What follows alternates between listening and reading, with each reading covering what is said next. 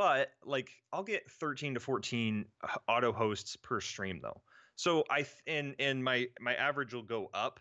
You know, I have a ton of people I think that will lurk on PUBG, and they, you know, are either following or they just like to watch. So Yeah. I think that's still a good game for us because I love to play it. And even last night, I got 2 chicken dinners in a row, which has never happened. This is Show over. off. This is over. I've yet to have chicken dinner. I'm just saying. Hey, 80.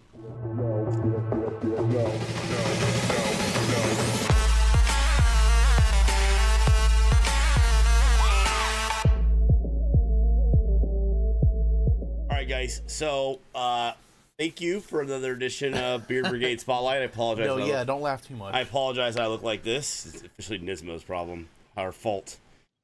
Gatini, this one won't come off. Like, I don't know what's going on with this orange, but anyways, you look like the BGG tattoo. It's terrible. All right. Oh, it's crouched the whole time. All right, guys, real quick. So I want to welcome everybody to another edition of the Beard Brigade Spotlight. Appreciate it. Boomdabah is our guest for the evening tonight. I'm very excited about having Boomdabah tonight because Boomdabah is more of the variety than I like the 7 days, right, genre. So kind of good that it's different than the last two. We've had Arkham Unhinged for the first one. We had Drunk Enough for the second one. And now we got Boom. So Boom, welcome very much. Good to be here. Okay, so very excited. So let's start off with some basics, all right? Okay. First off, have you watched any of the spotlights or seen a little bit of them before to see what they're like? Yeah. Okay. I watched most of the first one. Okay, cool. Live, and then I was catching up on Drunks today. So yeah. Oh, I think your wife just got purged. Sorry. Sorry, Ms. Boom. We will not have you here supporting your husband. Sorry about that. Take it. Sorry, okay. Ms. Boom. All right, guys. Don't hate us. So let's start off with this, guys. All right, Boomdabah. Tell me a little bit about yourself. And some of these questions we ask, they're like the same questions we ask all the time. By the time we get to like member number 38, people are gonna be like, all right, okay, here's a list of questions that Joe has, which I have no list, by the way. I just kind of come up with these. But let's start off with tell us a little bit about yourself.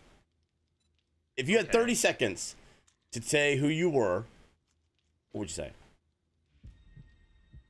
Hello, my name is Boomdabah. I'm on twitch.tv/Boomdabah. I have a real life, but I enjoy Twitch streaming, playing games. And my Twitch channel is full of stuff and things, and I really enjoy it. We're going to get into a lot of stuff, but basically, I love to have fun. Other people love to have fun, so let's have fun together. All right, I'm buying it. Well, thank you for the host. I'm buying it. All right. So, where did the name Boomdabah come from?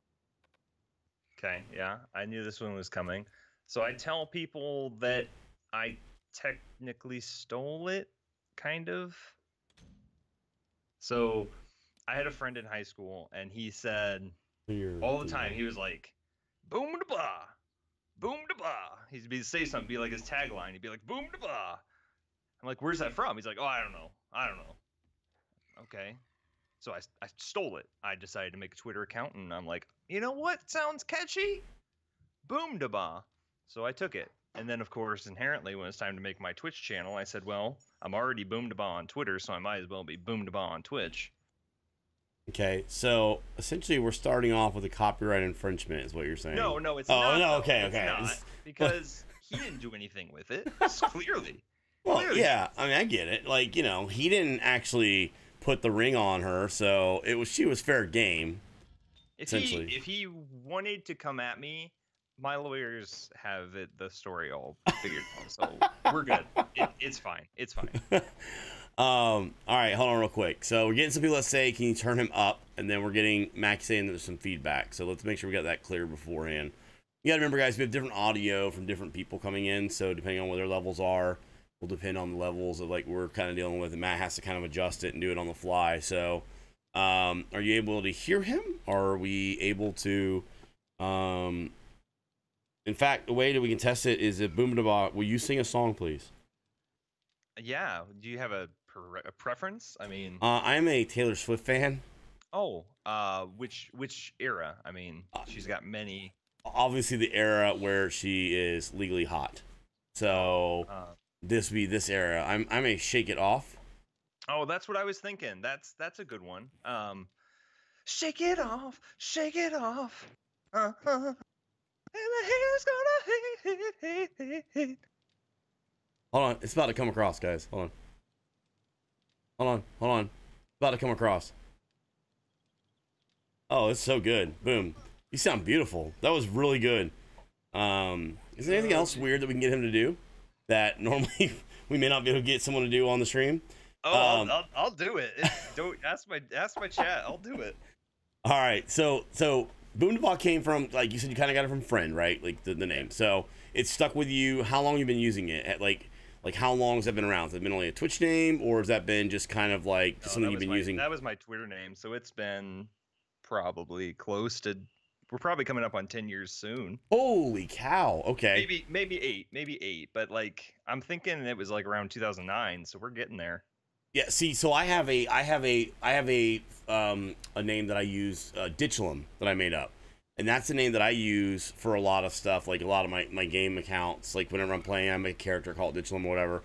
And honestly, it came out of nowhere. I just made it up, and for some reason, it stuck with me for a long time. So Matt uses his name, but it kind of has like a cool sound to it, where mine doesn't really have that. So I had to come up with a name. But oh, Matt just killed a spider. All right, let me ask you this. So how long have you been around on Twitter? Now, what I mean by that is not how long you've been streaming or how long your channel's been around, but how long you've been around Twitter. Like back in the Justin TV days, is it relatively new to you? How long have you been around Twitter or not Twitter, excuse me, Twitch. And how long have you been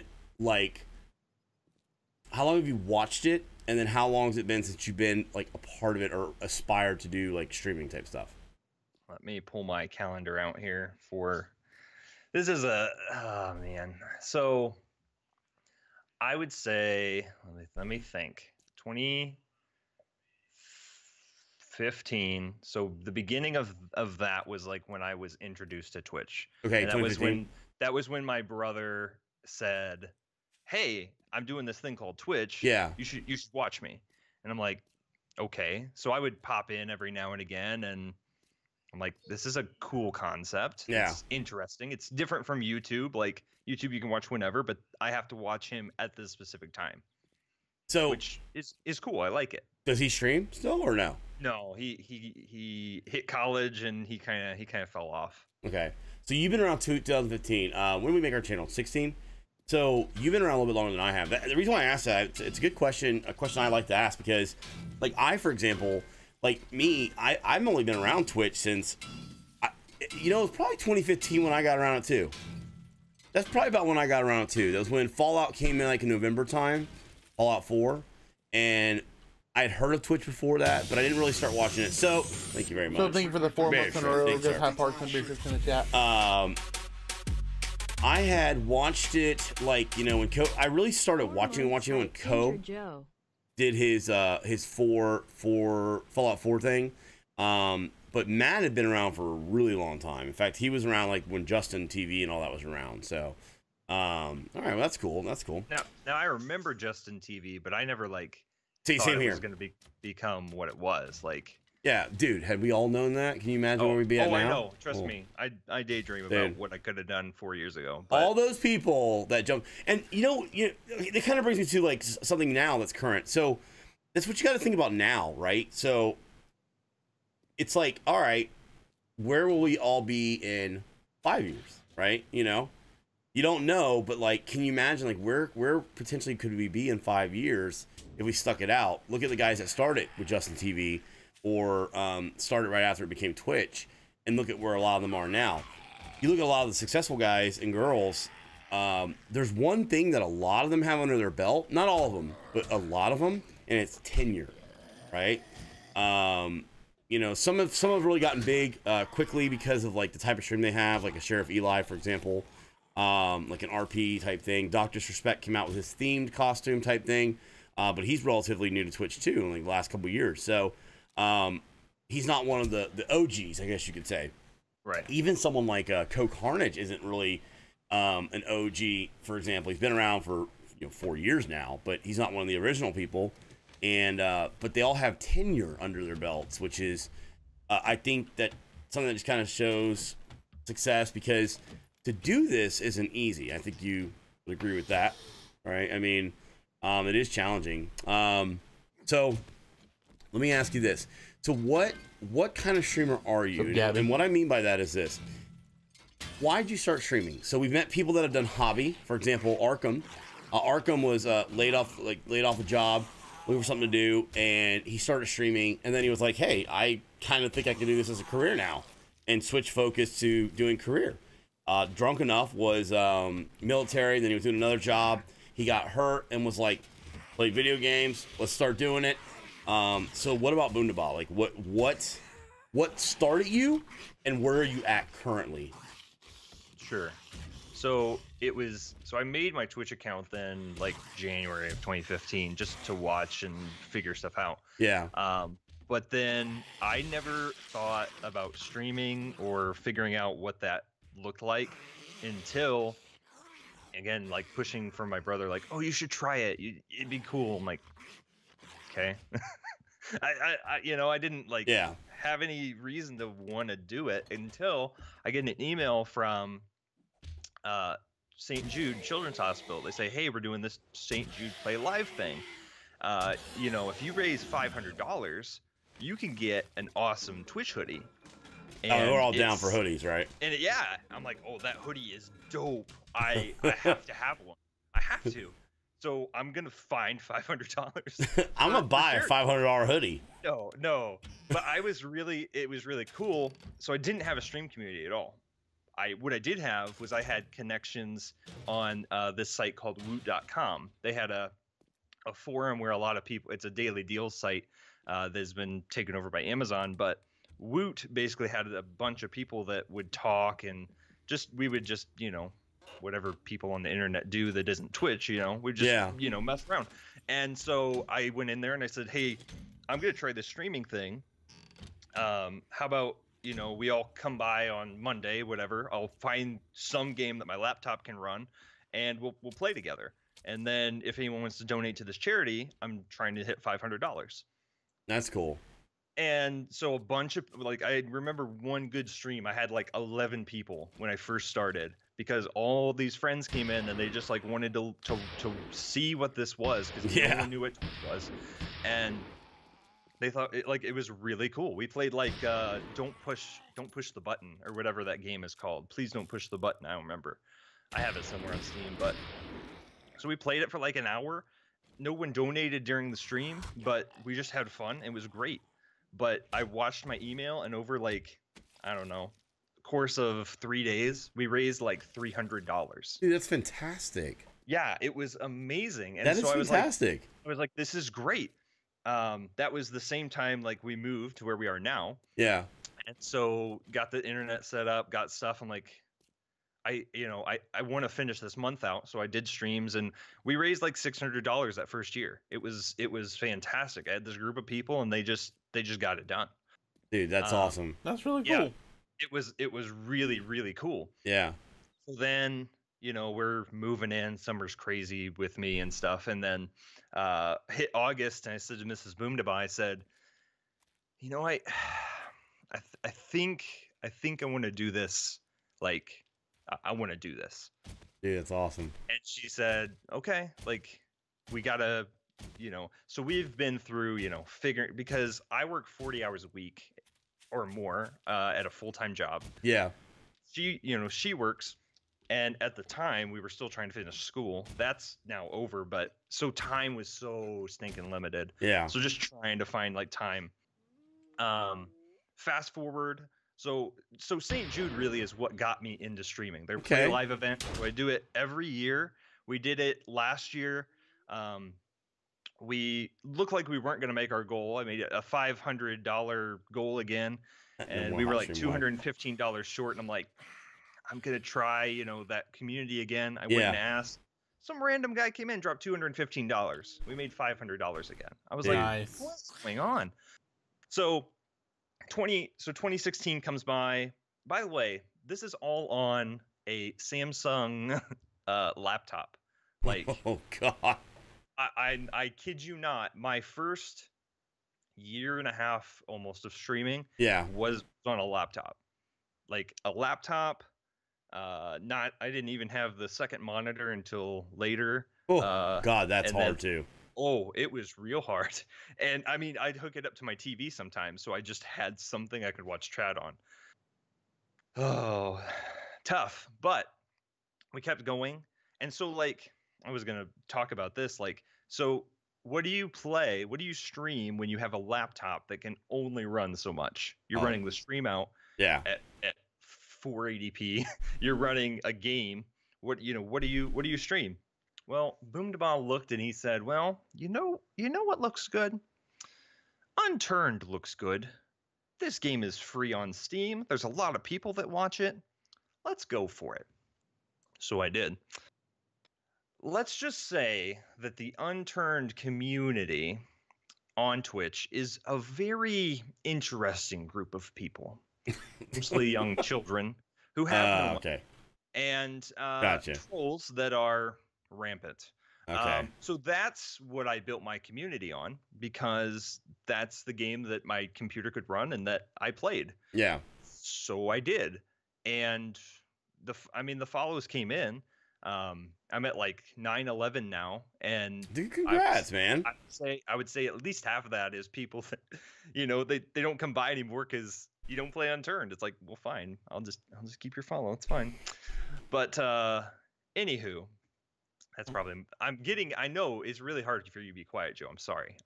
No. You're good, man. Like, so here's the thing with like the spotlights. You're hurting him.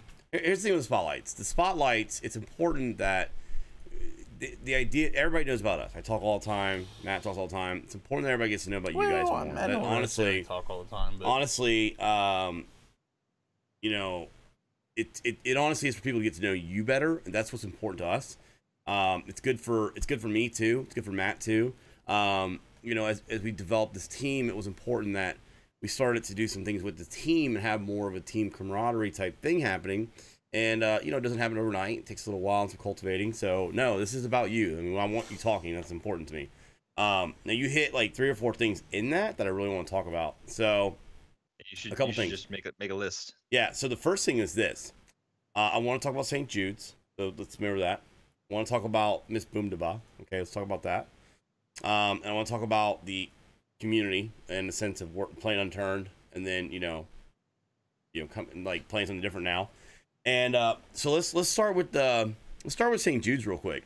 So Matt and I, we first of all, I commend you a lot on what you were able to do with your community. So, what people underestimate is that Matt and I always talk about that 7 Days to Die is actually a pretty small community in relative terms to the size of other communities on Twitch. And it's hard because, we do like campaign drives, things for like fundraisers and stuff like that. It's hard because you feel like you're kind of like, it's a smaller pond you're pulling out of, and you don't want to continue just to like say, hey guys, donate to this, donate to this. Oh, at the same time, can you help support us too? Because it's like, okay, well, how much are you really, we don't want to continually take from the community. We want to make sure they're giving back to the community as well. And I get that charity's a little different, but, it's still hard to, constantly go to the same people all the time asking for the same stuff, right? So, but to do it with like, starting out, I mean, that's what started you doing it, and you did that, and you were able to do things you were able to do, man, I commend you. That is a challenge. And Matt and I had an opportunity at TwitchCon to talk to the guys from St. Jude Plays, or St. Jude, what is it, St. Jude Live or St. Jude Plays? St. Jude Play Live is the event. Okay, St. Jude Play Live. We got a chance to talk to them in detail, and it was so great, man. Like, so great. Like, the guy's name was, I think, Jason. Super nice. It's kind of funny, he gave us the right here. Oh my God, Rip. What was that? He gave us these right here, the capes. They were handing them out at the thing.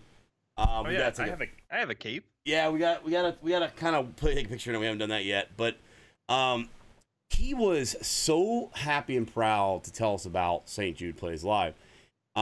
St. Jude is actually one of the few organizations that my wife actually donates to. So her father passed away from cancer, and so cancer's been in our family, different things, but actually not children cancer. But that's one of the communities that she actually donates to every year. because it's an important thing. Having children, you know, as having children for us, we're very fortunate and been very thankful for the things we've had, and our children have not had to deal with. And I see these families that have to go through this, and it's terrible, you know, that these have to go through. It's heart like wrenching, because I don't know how I would do it. And this guy was telling us about how St. Jude works. And Black Star, thank you very much. Beer Truck. Black Star, thank you for that 2 months in a row, guys. High part 10 Beer Trucks in the chat. Thank you very much. Appreciate that. Thanks, Black Star. But we were talking to this guy, and he was telling us, he was like so proud of how the organization works. And he was like people have to understand that $1 makes all the difference in the world. He said it costs like X amount of dollars to run this thing daily. It's like $2 million a day or something like that. Yeah, he said to run all this, he goes, but every dollar means something. He goes, and people don't understand that even sometimes people think they're just doing so little and they can't contribute enough.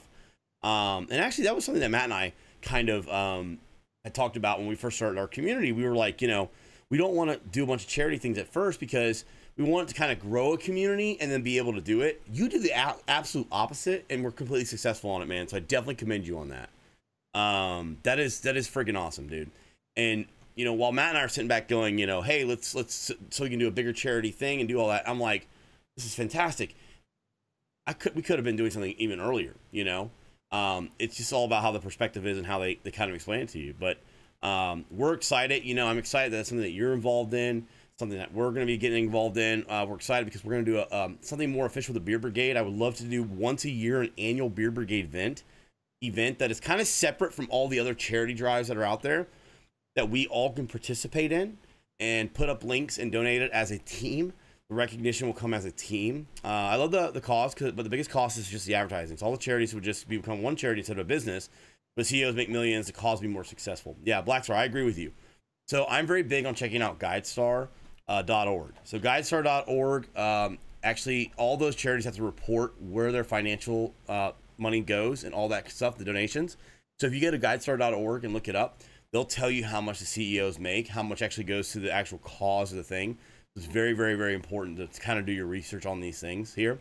Matt and I have talked about we would love to do more hands-on stuff, things that we could do as a channel and as a community. You know, I wish to, yeah, GuideStar.org is the website. I'll pull it up real quick just so you guys have it. It is a charity check. So, for example, I do not endorse the Susan G. Komen Foundation. I don't endorse it. There it is, right there. GuideStar. They basically, a lot of the money doesn't go to it. You know what happens? The community, the organization gets so big. You know, this is what happens. But it's happened. It happens. But we're not big endorsers of that. But I believe that the pink and the stuff and the breast cancer awareness for October, I think that the important part is that you are bringing awareness that there are issues out there that sometimes we live a day-to-day life and we don't face those, and we kind of tend to just, you know, if it's out of sight, out of mind. And, you know, Boomdabah started a channel just on that alone, guys, and it's been around for a couple of years, and that's commendable. So we really proud to have you on the team for that reason alone.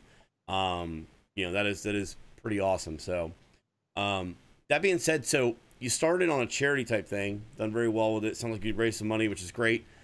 Where are you at currently on it? So what are your feelings on it now? Let me finish my charity story. Okay.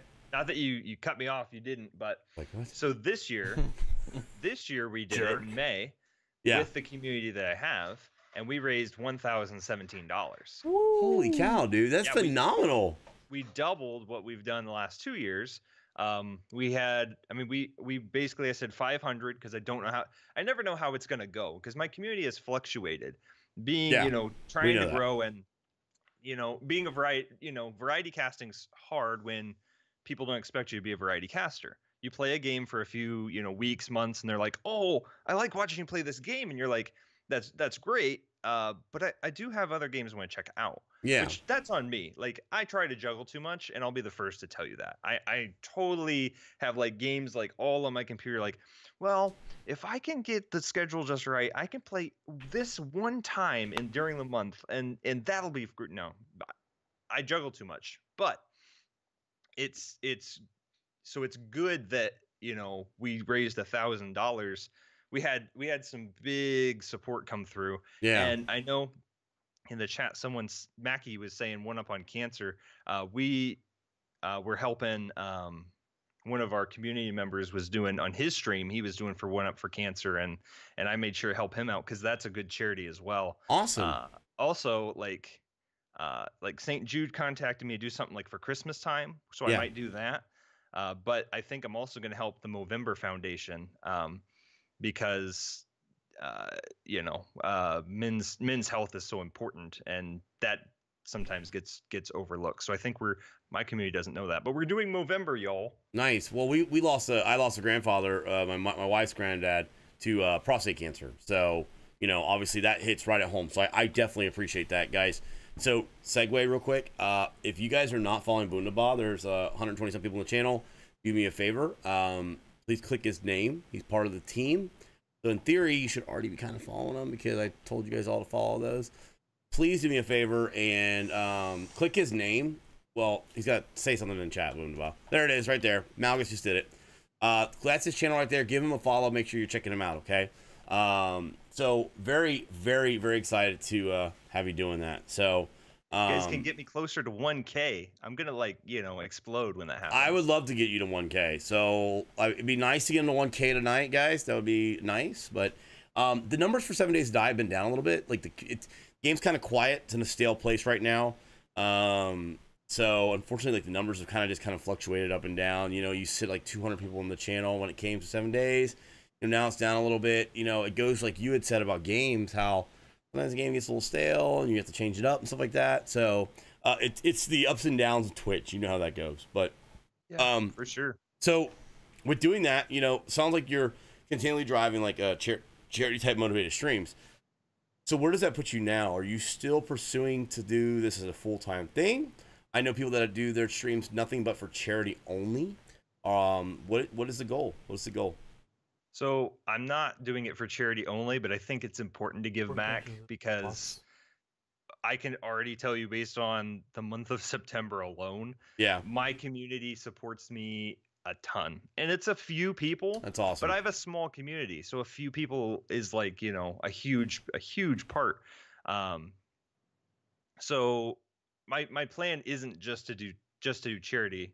It's sounding that way. It's not, but after, you know, we're never going to drop that because it's been such a huge part of it's great, dude. Seriously. Yeah, it's such a huge part of why I got started. Like, to just be like, oh, I don't need to give back anymore. Deuces. Like, that's dumb. Yeah. That's a jerk move. And that's just not who I am. So my goal, my goal is I would love to stream more, and, you know, I want this to become a thing. But based on my schedule and the time that I can healthily balance my life, I can give it 2 to 3 times a week right now. I'm streaming. Let's see, if we get the 3 streams in, it's usually about 12 hours a week. Yep. And, you know, as much as I'd love to bump that up, I have a job where it's not very consistent. So, like, I have seasons that'll be crazy, and then I have seasons like coming up that I might be able to pull, you know, 3 to 4 a week depending on what's going on. Yeah, Mrs. Boomdabah is crying in the chat because, like, we don't know. I have no idea and stuff. So okay. So I'd love to, like, I talked about this last night because I knew you were going to ask me. Yeah. So I heart out to my chat, and I'm like, I'd love to do this more. The problem is, like, I got to give more to it, and I have no more to give without throwing something else in my life off balance. Dude. And I can tell, like, you, and I can tell you, your chat, like, it being a streamer, balance is so important because, and I don't even have kids. Like, I don't have kids. I have a job. I have, you know, Mrs. Boomdabah. I got Boomda Puppy, and that's like, and the stream, obviously. So keeping those things in check is very important to me. Yeah. And we've had seasons where things get out of balance, and life sucks. Like, you know, whenever your life's out of balance, life sucks. So trying to increase the stream, but in a healthy way so that, you know, we're still in balance. So Mrs. Boom's getting her time, Boom to Puppy's getting her time, all that stuff. Dude, so 100% can understand that. You know, when we went to, for example, like when I started doing this, you know, it was honestly sitting down with my wife and saying, hey, I want to do this. And she was 100% on board. She's like, sure, you know, it's a dream. You want to do it, go do it. And then as we progress, you know, it's challenging because, again, like you said, it's a balance, right? Full-time job, kids, you know, for me, you know, then we do this like it's like a second job in the evening time. And you're trying to, and, you know, the time on stream is actually, that's your live time. Then you have a whole bunch of stuff outside of the live time that you have to do. And it kind of fills in. You have to fill that time in somewhere. And sometimes you get to where like you're doing more streaming and less of your live stuff. Sometimes you're doing more live stuff and less of your stream stuff, which makes it a little bit of a challenge. But yeah, that balance is super important. So a couple of them saying, "Oh, is that Boomdabah? Wow, is it? You put it in clothes too? Oh, that's so cute. What kind of dog is that?" She is a what do we call her? Great Dane Mastiff. Oh, nice, nice. How old? We've had her for 4 years. We don't know how old she was when we got her. That's cool. Yeah. That's awesome. That's awesome. So yeah, I completely understand like the whole balance thing, man. It's definitely a challenge because consistency we always talk about on this channel is being like one of the most important things with streaming. And then like, you know, that's the thing is you're trying to like grow your channel. You're like, you know, you have to dedicate more time to it because the more time you're active, the better. But you got to remember something. Also like, so when we got partnered, we were only streaming 20 hours a week. Now that's a lot still, you know? But I think a lot of people try to put in like so much time. You know, even smaller times, but more often or more consistent is better than nothing. And a lot of times being in that same time all the time is easier to be found than sporadically all over the place. But I know you got a challenge when you said that your real life job does that. Now, you don't have to answer this or not, but what is it that you do in real life? You don't have to say specifically the place or anything like that, but what kind of field are you in? Are you sales or? I've told the stream.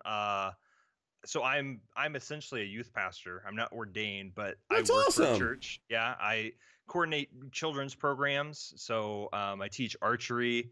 I do all That's the cool, youth man. night stuff. Yeah. Try to not drop any F-bombs. I'll try not to.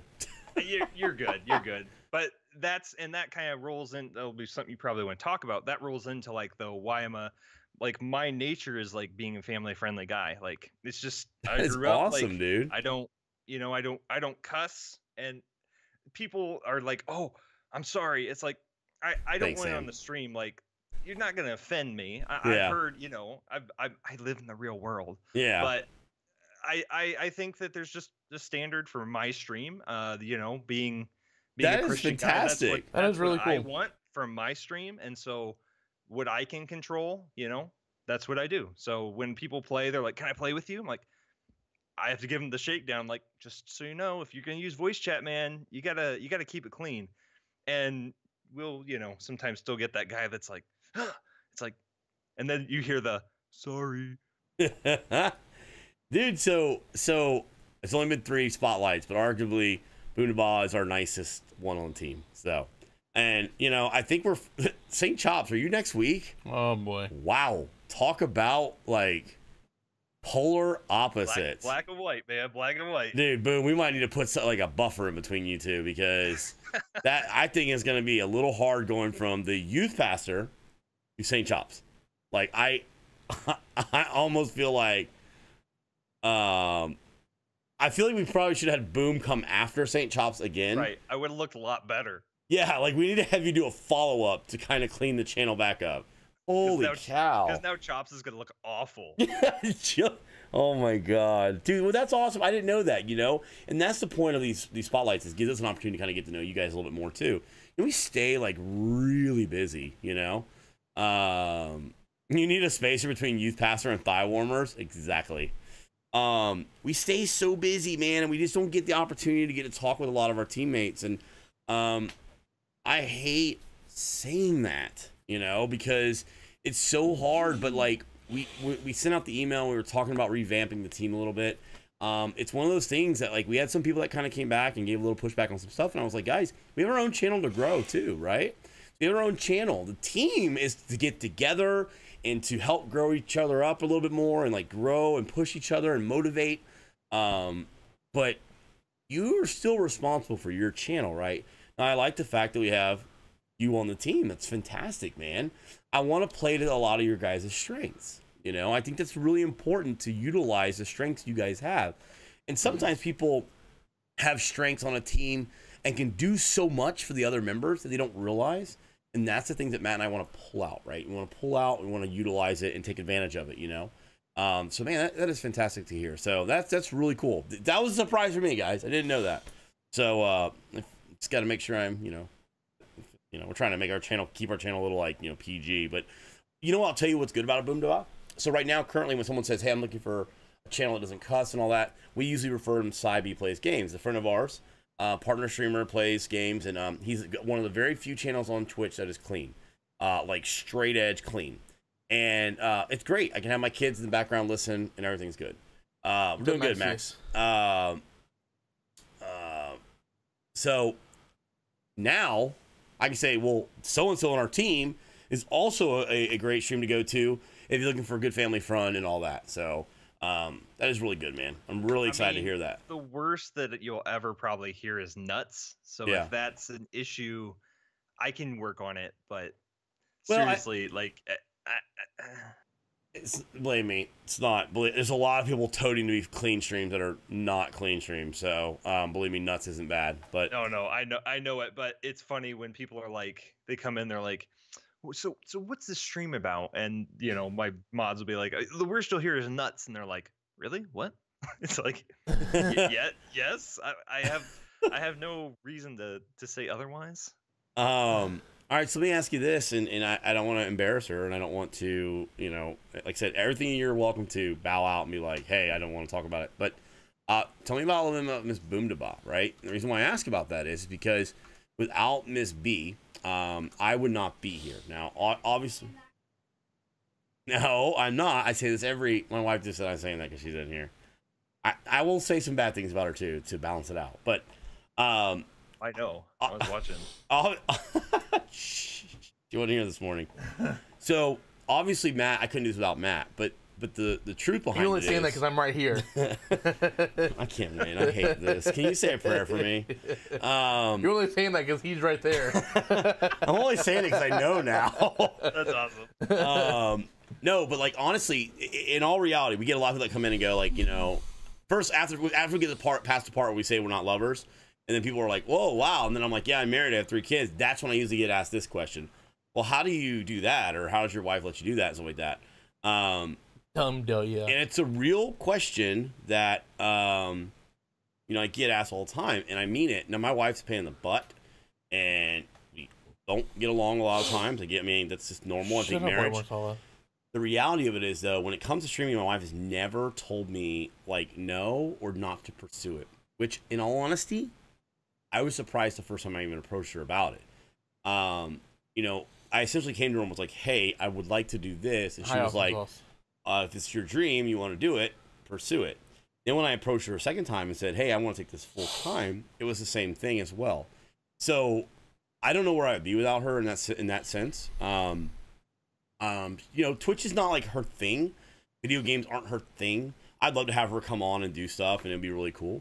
But tell us a little about Miss Boomdabah, right? So you said you're dedicating like at least like 13 hours at a minimum or so. How do you find the balance? How do you find the balance with, you know, does she like games? Does she not like games? You know, I'm kind of interested in that stuff. I'm going to talk about you, sweetie. Get in the channel so you can... Oh, she's here. She doesn't really do games. She Okay. does The Sims, and she streamed it once. People loved it. They're like, when is she gonna do Sims again? I'm like, probably never, because it like we're so different in the way that like I love, like I'm an introvert, so I recharge by myself. Yeah. You know, being alone. But this weird, like, I think I'm close to the middle, and you don't have to be one or the other. I don't know if you guys know that, but you can be like close to the middle. So yeah, I think the part of me that's close to the extrovert gets charged by being with others that I can't see. Yeah. I only see what they say. I don't have to be near them. I don't have to have them on the camera. So it's really great for me to do that. So, but for her, it was still just being on camera isn't something she likes to do. So Yeah. So streaming is not really her thing. Games aren't really her thing. So we bond over, you know, watching Netflix. We bond over, you know, going to the mall, just doing things. There are some times that, like, she's cool if she's in the chair and I'm playing games off stream and we're just in the same room. We're just chilling. But other times, like, you know, you gotta hang out. So it's figuring out what that's going to look like for the week, then figuring out, you know, well, what's work doing, and then figuring out, well, where can the stream fit in there. What's really nice is, like I said, I have seasons, so I know the fall, Monday's my day off. I'm gonna be able to stream on Mondays. Yeah. You know, and then I know basically what I have. So that's what I found is really nice, you know, because I was just trying to fit streams in when I could, especially when I was doing school. Yeah, I mean, it's understandable. Yeah, and I just tell people, I'm gonna be live this time, come see me. Yeah. But now at least, you know, I'm using Google Calendar, I'm using Twitch events, so it's nice to at least put that up, and then I can just tell people, check the schedule, and still people, you know, people be like, when are you streaming this week? And I can at least tell them, but it's nice. At least I'm consistent, and then, you know, I don't have people show up because their life gets in the way. That's it's not my fault if people don't come to my stream because they're busy. Yeah, no, understandable too. Yeah. So but having a small channel though, and I'll tell you this, over the last, you know, couple months, you can tell though when people don't show up. Now that I've become an affiliate, I'm starting to get subs. My subs are like building my channel. And when subs have to work or have midterms or whatever they're doing, and they can't come to the stream, like you can tell, like. And so being a smaller stream, you know, you can, and I'm sure being your guys' size, you still feel hits, you know, but dude, all the time. So, I mean, we still consider ourselves a pretty small stream too, right? So, we feel it too, a lot, you know, arguably right now we're sitting at 100 people less than the average Friday night stream for us. 100 people, you know, not one or two, but 100 people. And yeah, I mean, we really feel it as well. I mean, it's just natural. I had a big discussion with Red Overdose, who's on the team, and at TwitchCon, and we talked, and I said, you have to understand, man, it never stops, right? The things that you're striving for and looking at when you're, let's say your follower is 5 people, or your follower is 1,000 people, max, or your follower is 20,000 people. It's still the same thing over and over and over. It's more equated to the body fat percentage for weight loss than it is the actual pound numbers, right? So 5 pounds at 100 pounds is a lot versus when you're 300 pounds, you lose 5 pounds. You can't judge it by that. You have to judge it by the body fat percentage, and that's really how it feels, you know? My 10% is great to us, just like your 10% is great to you. While those numbers may not add up the same, it's still that same percent, and we feel it, you know? So I definitely understand it, man. I think, again, it goes back to, you know, I'm glad we're on a team here. We can all, like, talk and get together. And that's the thing that I want to encourage at the end of all these spotlights. I want you guys to feel comfortable talking to us. And I need you guys to feel comfortable talking with each other as well. But to kind of go back to Ms. Boomdabah, I really commend her. Obviously, anybody that has a significant other or a spouse or whatever, you know, I commend those people because it's not easy to put up with us streamers, right? At the end of the day, we're playing video games, but what? My wife just had to chime in. It's not easy to put up with video games, but it sounds like your relationship's a lot like mine. So my wife's kind of an introvert as well, and I actually am too, a big introvert. And it's funny because that's what we do on our nights. We sit down and her and I watch Netflix on our nights off, or our HBO to go, or whatever it is, and we watch our shows. And my wife is more of, I am more of the, I want to do something with her sometimes, but she's more of the, you know, if she's just sitting in the room, she's doing her social media, whatever, she's happy, she's content. And I'm like, are you okay in there? Is everything fine? You fine? She's like, yes, I'm fine. Leave me alone. You know, that's how she operates. So, but one that happens to be Boom, yeesh. Someone's get yelled at for all at the PC all the time. Wait, never mind. That's just me. He's actually not bad at video games too. Just to let him know that I said that. Okay. Oh, all right. There you go. Some compliments in the chat though. Seen some compliments. I see that. And to speak to Little Devil, like seriously though, there's a balance, because there were times like I would be told when I was on the computer too much, like you know, in a nice way. She's really nice. I got a good one. She's sweet, but you know, you have to find that balance, or else everything's gonna be out of whack. Yeah, so the problem we have, I don't think is actually the stream time. I think it's the outside the stream time. It's the while we're sitting at the dinner table, I'm catching up on social media, right? Or I'm sending an email out, or I'm following up on something, or hey, we just heard some good news from XYZ person. Next thing you know, I'm addressing it, and you know, I'm not paying attention to that. So I had a hard time relating to my husband and my kids, when I was against games. Got me into gaming. I used to yell at him for it. Oh, how the tables have turned. Yeah, I mean, I don't understand the too much time on the computer comment. No. Oh, how the turntables. Oh, how the turntables. Like Michael Scott, The Office. I love Michael Scott, by the way. Office is arguably my favorite show ever. Oh, I love it so much. I do, all times. This guy right here doesn't even like it. It's okay. Matt doesn't like it? Yeah. It's okay. I didn't like it either until like, Matt? I didn't like it either. And then besides sports ball. Do what? Honestly, what does Matt watch besides sports ball? Not much on TV. Nothing really. All right. Yeah. Fair. That's fair. Matt honestly doesn't do much of it. He doesn't even play much games. Like, if he's playing a game, usually something I've talked him into, poked and prodded him enough that he's just playing it with me. There's been a couple, like Arcade. He did that without me. Yeah. I did a little bit of Arcade for a little bit. Other than that, if it's not sports, it's usually like Discovery Channel. Or no, what is it, HGTV? Or HGTV. You watch like that, which is weird because you don't do stuff like that. It's weird he watches like these home channel things and doesn't do that stuff. I like Flip or Flop. I don't know. I didn't like The Office on BBC. You know that? It's weird. I did not like the BBC Office. What's wrong with Flip or Flop? Partly because of the accents on it were really strong, I felt like.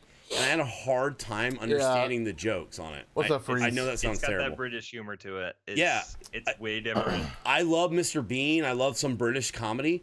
But The Office, I for some reason, man, Michael Scott and all those guys, Dwight Schrute, they just carved out The Office for me and never touched it again. Most of the time, you can find me on Twitch. So what's up, Freeze? I was just talking about you the other day, saying I hadn't seen you in a while, man. Good to see you. And Wire, how are you? Babysitting Joe. Thoughts on Shroud getting 40K viewers and 800 to 1,000 subscribers daily just by playing PUBG? Awesome. That's terrific. Well, Jabby, you have to think.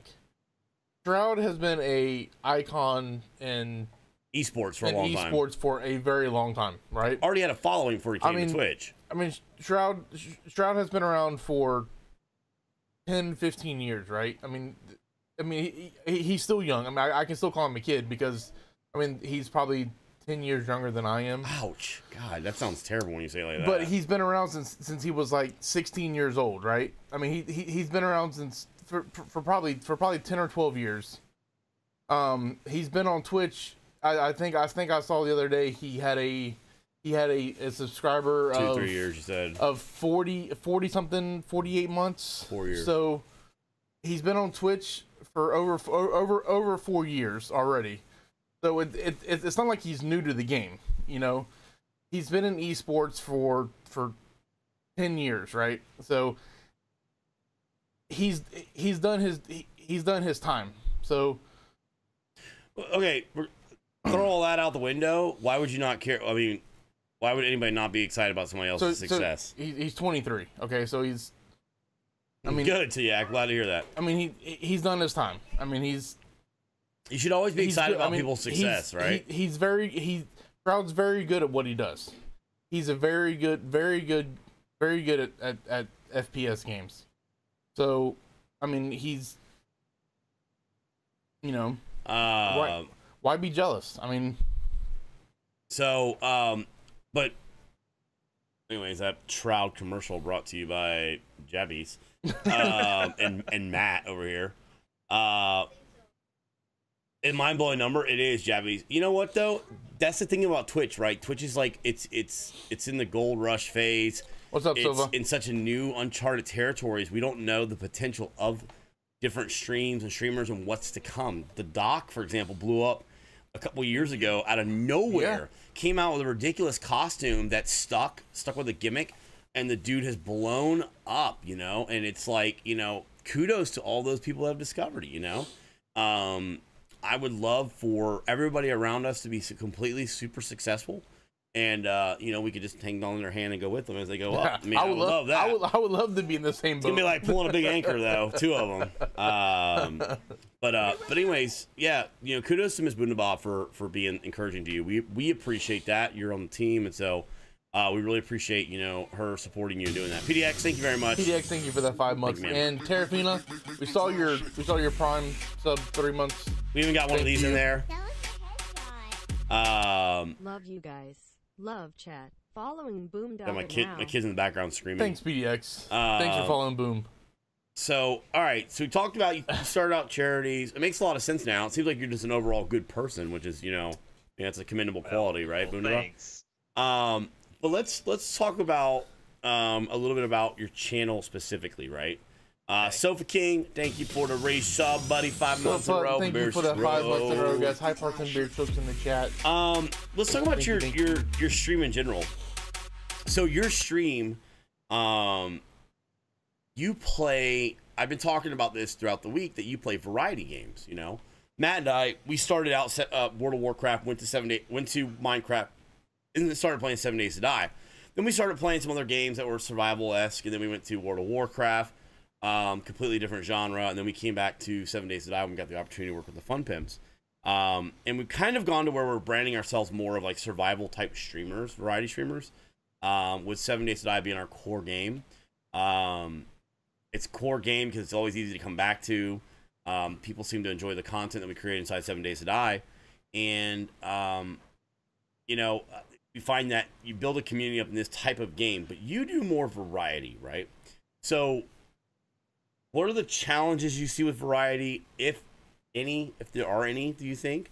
What type of games do you find that you flock to more than others? So let's go with that first. Okay. I already forgot the first part of the question. What challenges do you find doing variety? Because I find variety streaming. Okay, I would almost argue that almost majority of streamers now are variety streamers, right? Like the title almost kind of needs to go away, because the reality of it is you're just a streamer. Because the single game type streamers, like let's say like a Towley, a Bajira, just the different people that are inside their one game that they played, those guys would kill to be out of that game and doing nothing but variety. So I think that the platforms evolve where people want to play a lot of different games. Take care, Jabbies. So I think it's a challenging thing to do to get partnered and grow your community. What kind of challenges do you see with it? Well, I already kind of said I can't make a decision for my life. So it's so hard. Like, here, I'll look at my desktop. I have 1, 2, 3, 4, 5, 6, 7, 8, 9.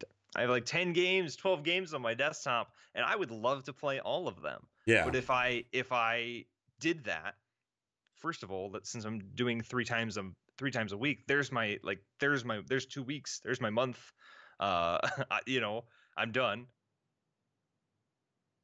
So obviously I can't do that. And I've been talking with people in my chat, like, this is something that I find hard. And I don't know if you guys feel this way, because you can bounce ideas off of each other. This is your channel. You can take, you know, with me, and I love Mrs. Boomdabah to death, but I can only ask her so much. I understand that, yeah. You know, and she's, you know, I ask her, you know, I had her, the biggest help, like, I can ask her things like, I just launched some merch for funds, and I said, you know, how does this look? And she can help me with that. She's artsy, but when I ask her like stream decisions, like what game should I play, she's like, I can't help you. I have no idea I can't. She's like, I can't help you. So I try to ask my chat, but there's only so much I can ask them before I feel like I'm being needy. Yeah. When I'm like, hey, chat, how about you decide what the stream's going to look like and I'll do it. And that's obviously not how it's supposed to work. So I have to just like decide what am I going to play and just go with it. Hey, Ever thanks, since PUBG, Nisma. ever since PUBG came out in March, that has like been our game. And it's really hard that that's our game because pulling, 6 to 9 average viewers is pretty Yeah. much our average. It is once in a blue moon that someone's gonna come in and be like, "Oh, hey, I see you're playing PUBG. I'm new to the channel." It's like, "Oh, that's great. How did you find us?" And they're like, "Oh, I scrolled for 20 minutes to find you." Yeah. It's like, Hey, but that's awesome. That person scrolled through 20 minutes, right? It is. But then the pressure's on because you're playing a super saturated game. You gotta keep that person. You're gonna lose them. Yeah. But like I'll get 13 to 14 auto hosts per stream though. So and my average will go up. I have a ton of people I think that will lurk on PUBG, and they are either following or they just like to watch. So Yeah. I think that's still a good game for us because I love to play it. And even last night, I got 2 chicken dinners in a row, which has never happened. This is Show over. off. This is over. I've yet to have chicken dinner. I'm just saying. Hey, 80. So, okay. Yeah, go ahead. Go ahead. So PUBG, that you like that. So do you like the Battle Royale, or is it just like just that game you like a lot? I think I like that game for its Battle Royale and its realism. Because I've had people in the past couple of weeks have said, "Oh, you're gonna try Fortnite?" And I've looked them straight in the face and I've said, "No, I'm not." I have a hard time with the art of it. Yeah, the art and now I could try it and just love it, but I don't think I'm gonna try it because it doesn't. People have said it doesn't take itself as seriously, and I'm like, no, thank you. I want a game that takes itself seriously, and I'm about positivity. That's kind of what the Beard Brigade is supposed to be, is positivity. Unless you're known as a salty person, and I'm not. So if I die, I'm not gonna be upset about it. So I'd rather play a game though, because then it's harder to get a win. So when I do win, I can feel great about it and be so hyped about it than if it's like Fortnite and it's easier. If it's like BR easy mode, I don't want to do that. Yeah, I get that. I mean, the problem I have with PUBG, my personal problem, we were talking about PUBG today. What's wrong with the hat, Mackie? The problem I have with PUBG is that PUBG, it's not the most optimized and the greatest, right? So I feel like a lot of people that have played thousands and thousands and thousands of hours of it so far have kind of learned the quirks and how to do it, and that puts you advantageous over a lot of other people. And then there's also obviously a skill set there that I do not possess as well, so that also plays a large factor too. Well, it's funny because there were a couple of patches like I just sucked, and then it hit a couple of patches where they optimized some shooting and stuff. Yeah, and that was right in where I needed it to be, and I started doing well. Like now, I play shooters. I like playing shooters, but once they optimize the game better, it seems like it's gotten better. So it's a trade-off. Yeah. So PUBG's kind of your game now, but like, I mean, do you see yourself staying with it more? I mean, you said like, for example, you stream like maybe 2-3 times a week. So I mean, obviously your time is limited. So you talk about how you have lots of different games you want to play, and that's kind of the challenge you run into. In fact, Matt and I are kind of running to that now for the first time. Is that we always play 7 days, so it's easy to like just go back like, what are we gonna do? Oh, let's just do 7 days. Like we were gonna do Alien Isolation this morning. We're like, well, we'll just do 7 days since we hate Alien Isolation.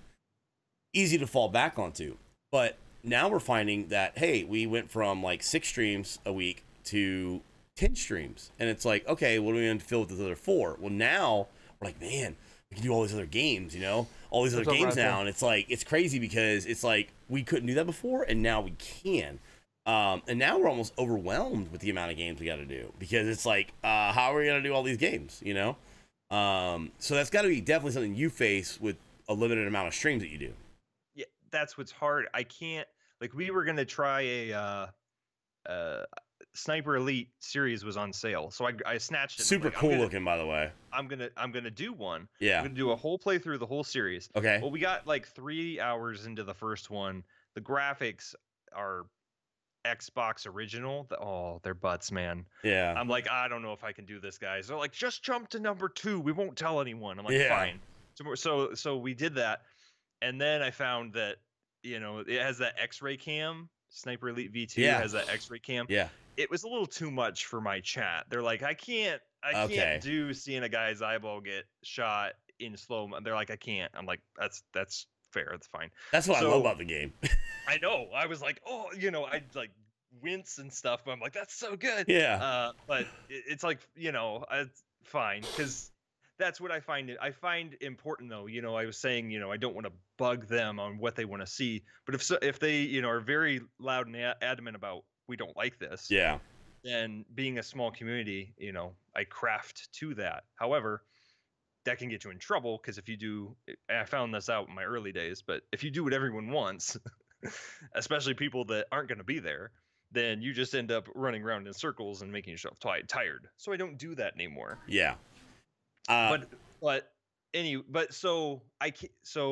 that what I was getting at was, like, I love how Carnage, he, can sit down and he can play a game in 3, 4, 5 days, depending on the game. And he can do 100% because he has the time. He gets up at 8. He's there till maybe 1, depending on the day. Yeah. And he might come back for an afternoon stream. And so he's got 8 hours in a day before his son, came around. But anyway, he's got, they've got the time. He's dedicating a full job to it. You have to remember that, Well, no. Like, and I'm not comparing myself. Yeah. Trust me, I'm not.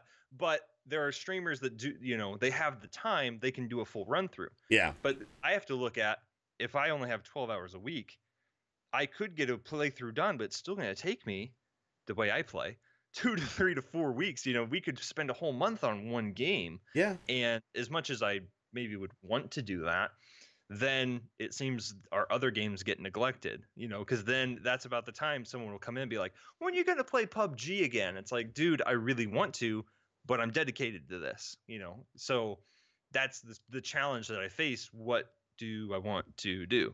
Mackie, there's nothing wrong with a month on a game. It's keeping people's, because then what happens is, if you gain a bunch of people from that game, and depending on the game, you're not going to keep doing that. They're like, oh, you going to go for another run? It's like, no, I played it. I have the story. I'm good. All right. Okay, so you're hitting like a lot of really good points in this. I know. You know where I'm going to come right with this, right? Like, you're hitting a lot of good points. I don't know where. And so let me, if you're okay with me offering some advice or like my input on it or my thought process on it, I'd love to give that to you, like my thoughts on it. Okay. So here's the thing. There's a couple things. First thing is this. Rifle Stud made the comment, you got to play what you love, that kind of stuff. Hey, Rifle Stud. And I go back and forth, and depending on when you come in, it might sound like I'm contradicting myself. The problem is, unless you spend the entire, 50, 60 hours in chat with us, like, sometimes things I say can be taken out of context, and it just seems like I'm just kind of like, going back and forth on something, and I'm not. You're just not there for the full thought. So you got to remember something, right? Like, your chat is going to change all the time. You have people who will tell you they love you to death, right? And will be there forever. And the ones that do, don't, are the ones that do are the ones you honestly sometimes would never think would be the ones that are there forever.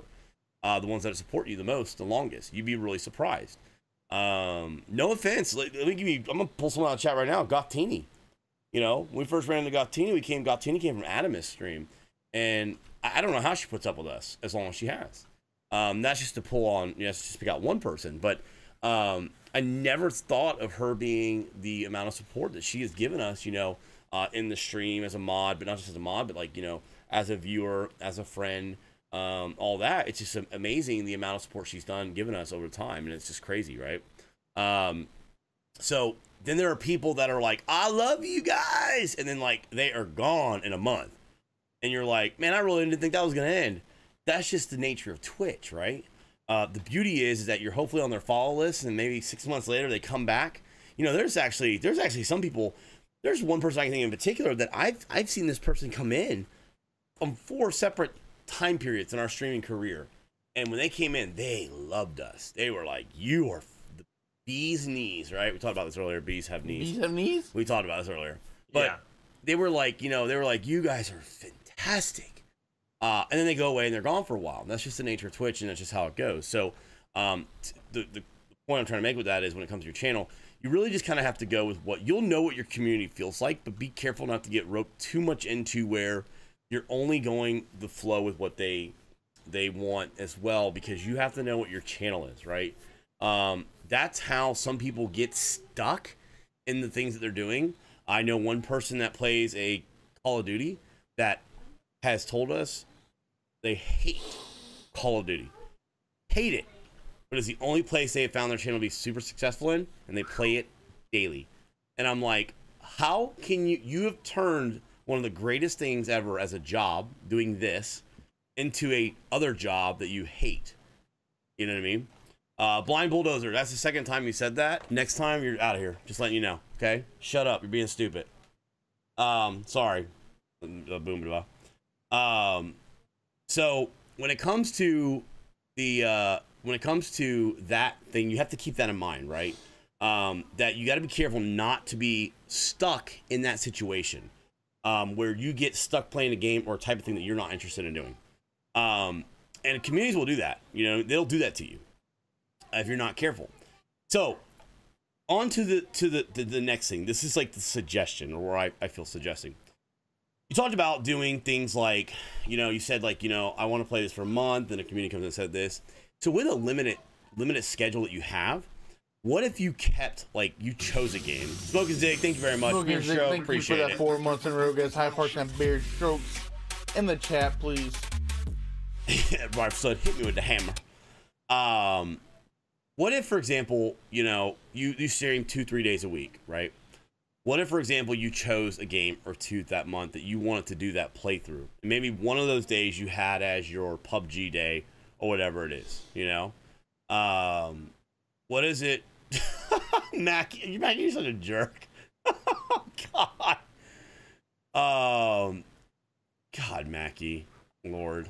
What happens when, for example, you know, you have like that game that you want to do for one day during the week, and you participate in that game and you have fun with it. It's your PUBG game. It's your game to take a break from the other game. But the other ones, you actually do like a playthrough on it. Like the other 2 days, you dedicate to that game. If it takes a month, it takes a month, right? You said something there that you're afraid that they come in for that game and they like it and they stay with it, right? That's the trick, though, is to develop that community. If you're not in a game long enough, it's hard to get discovered. You already made the comment that being in PUBG, you're sitting down very, very, very, very far. So if you dedicate like Wednesdays or the Thursdays, right? Thursday is the day that you're doing your PUBG. People will eventually learn that on Thursday, 20 minutes down the list or 20 pages down the list, that they're going to see this Boomdabah guy, right? In the same game. But if you're doing a playthrough, for example, the Vampire Diaries or whatever it is, right? For that month, that gives you an entire month to build a community out of that game. People come in and see it and all that. You have a month to basically be discovered. You have a month to then convince those people that no matter what game you play, even when you switch at the end of the month, they're still going to like you. And that's the trick behind it. If after a month goes and they're like, well, you're not playing Vampire Diaries anymore, I don't like it. Well, they're going to go anyway. That's the way it works. But when you play a game similar to it, they'll come back. So that was my input on that. Yeah. I think that that's the opposite side of how you got to look at it, is that that's actually a bonus, man. That's a challenge we all face. I find that most people that variety stream, I've seen some people where they do 3 games in a day, and I'm like, what are you doing with that? And hopefully I don't know if you do that, so if you do, I don't mean to insult you, but Not 3, no. I have a hard time with that, because what happens is that you're only appealing to those in the chat at that moment, right? Which is great, which is important. But what about the growth of the channel? How are you going to grow that channel? And when Miss Boomdabah's tired of hearing you, and she stops watching, right? You're going to wish you had some more of that growth coming on the back end. You know what I mean? What's up, Time? Hold on a second. So people are definitely just there for the game, not the streamer themselves. See that quite a bit. Numbers for 7 days live streamers, and say you have a day you want to relax, Civ, and barely anyone stops by because you're not playing what you want. Well, that's the problem, because no matter what games you're playing, you're still the same person. That is. I just think that it's very. I think it's very important. I think some people think that they play like 12-hour streams, that they have to put in 4 or 5 different games. I'm gonna say this. You're making it hard on yourself. If you're aspiring to grow a larger community and do that growth, you're making it very hard to become discoverable. There have been people in the directory for 7 days. Now, guys, I float the 7 days all the time, right? It's the game I love, float all the time. There are people that I literally will see 4 or 5 times before I go into their channel. Do you know why I do that? Because I'm not here to watch the person that comes in the 1 day only. If Matt goes on a raid and we find them that way, that's fine. But for the most part, I'm looking to see the people that are in there for a little bit. And all of those people are only in there for maybe the month because they just bought the game because it's on sale and they're just trying it out. But that's why I go in there finally. I won't go in there the first day if it's a new name for the first time. I've never seen them. I won't go in there. So a little background on me. I follow people because of a certain game. I won't watch them if they aren't playing that specific game. It happens. It's life, right? So does it mean does it mean Eliania doesn't love us? No, it doesn't mean that. Does it make it harder as Twitch streamers? It does make it harder as Twitch streamers. You would like to think that all 23,000 people that have followed us are in the channel right now. Just check the numbers. They're not. So that being said, that's just the reality of the way Twitch platform is, right? But what you don't realize is if you look at your stat, we'll have 1,800 people come through the channel in a day. We averaged 150 for that day, but we had 1,800 people. So many people are still coming in, you know what I mean? That you don't realize are there. Yeah, that's a good point, Namana. I'm so glad to see you too, man. So, I have mods that only mod when I play certain games. It sucks, but it still happens. It does. I keep playing if nobody's watching because in the end, I'm having a good time. People get busy. Yeah. So you like the variety streaming though, right? You like having your options open and going to different games and all that. Is there a genre that you like the most out of everything? You said you started with Unturned. I never heard of it until you said that. Yeah, so Unturned is basically the Minecrafty version of DayZ, kind of. Okay. So it's blocky. It's got blocky textures. It's not all completely like craftable like 7 days, but it's basically you run around, there's zombies, there's PvP, but now they have a battle royale mode. Now they have they've got different stuff, but it's free to play. It was a cool game, and it's still a cool game because it's only been developed by one guy. He was 16 when he started. He's probably like 18 now. A teen, like, so what if you just check it out on Steam, like, I can't believe I'm like plugging this game, but like what he hey, it started you out, right? It did, and what he's done with it is amazing. Like where it is now and where I started, like, is crazy. But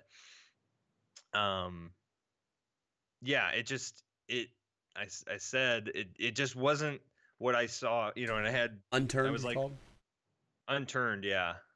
It just wasn't where I saw my channel, like what I wanted to be. Okay.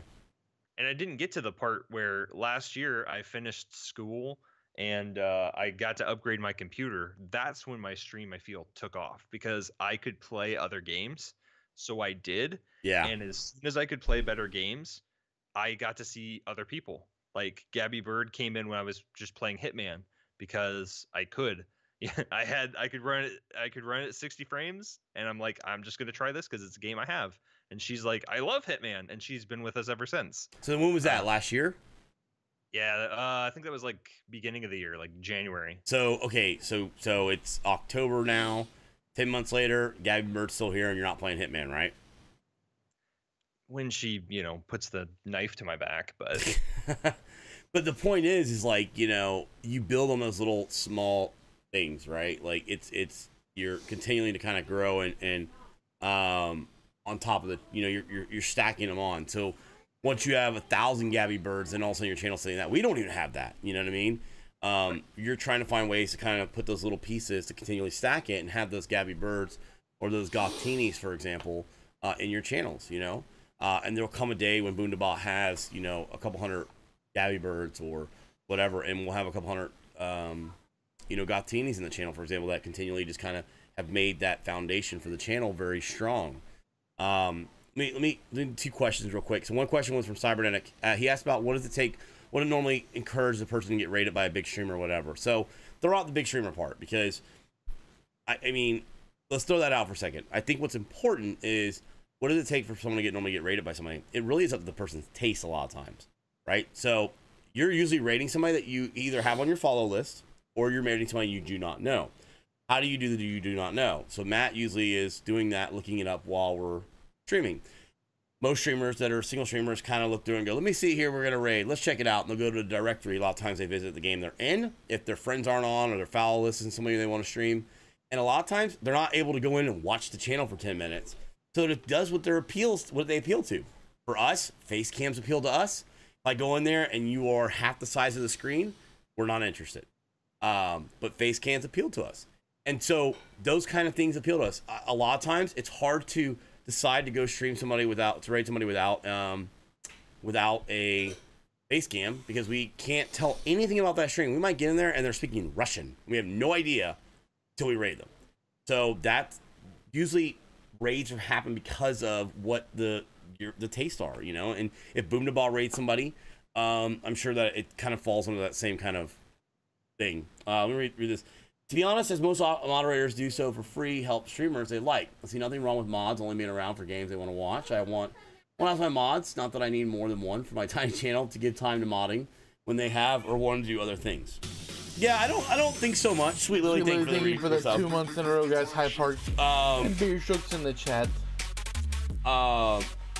Do you I don't think, for example, like Eliana was saying, for example, when she made the comment that like some of her mods are only around for certain games, it is a free, sometimes unthankful job that they do. They do a lot of stuff for us, and they put up with some stuff, and there's only so many ways that we can thank them, right?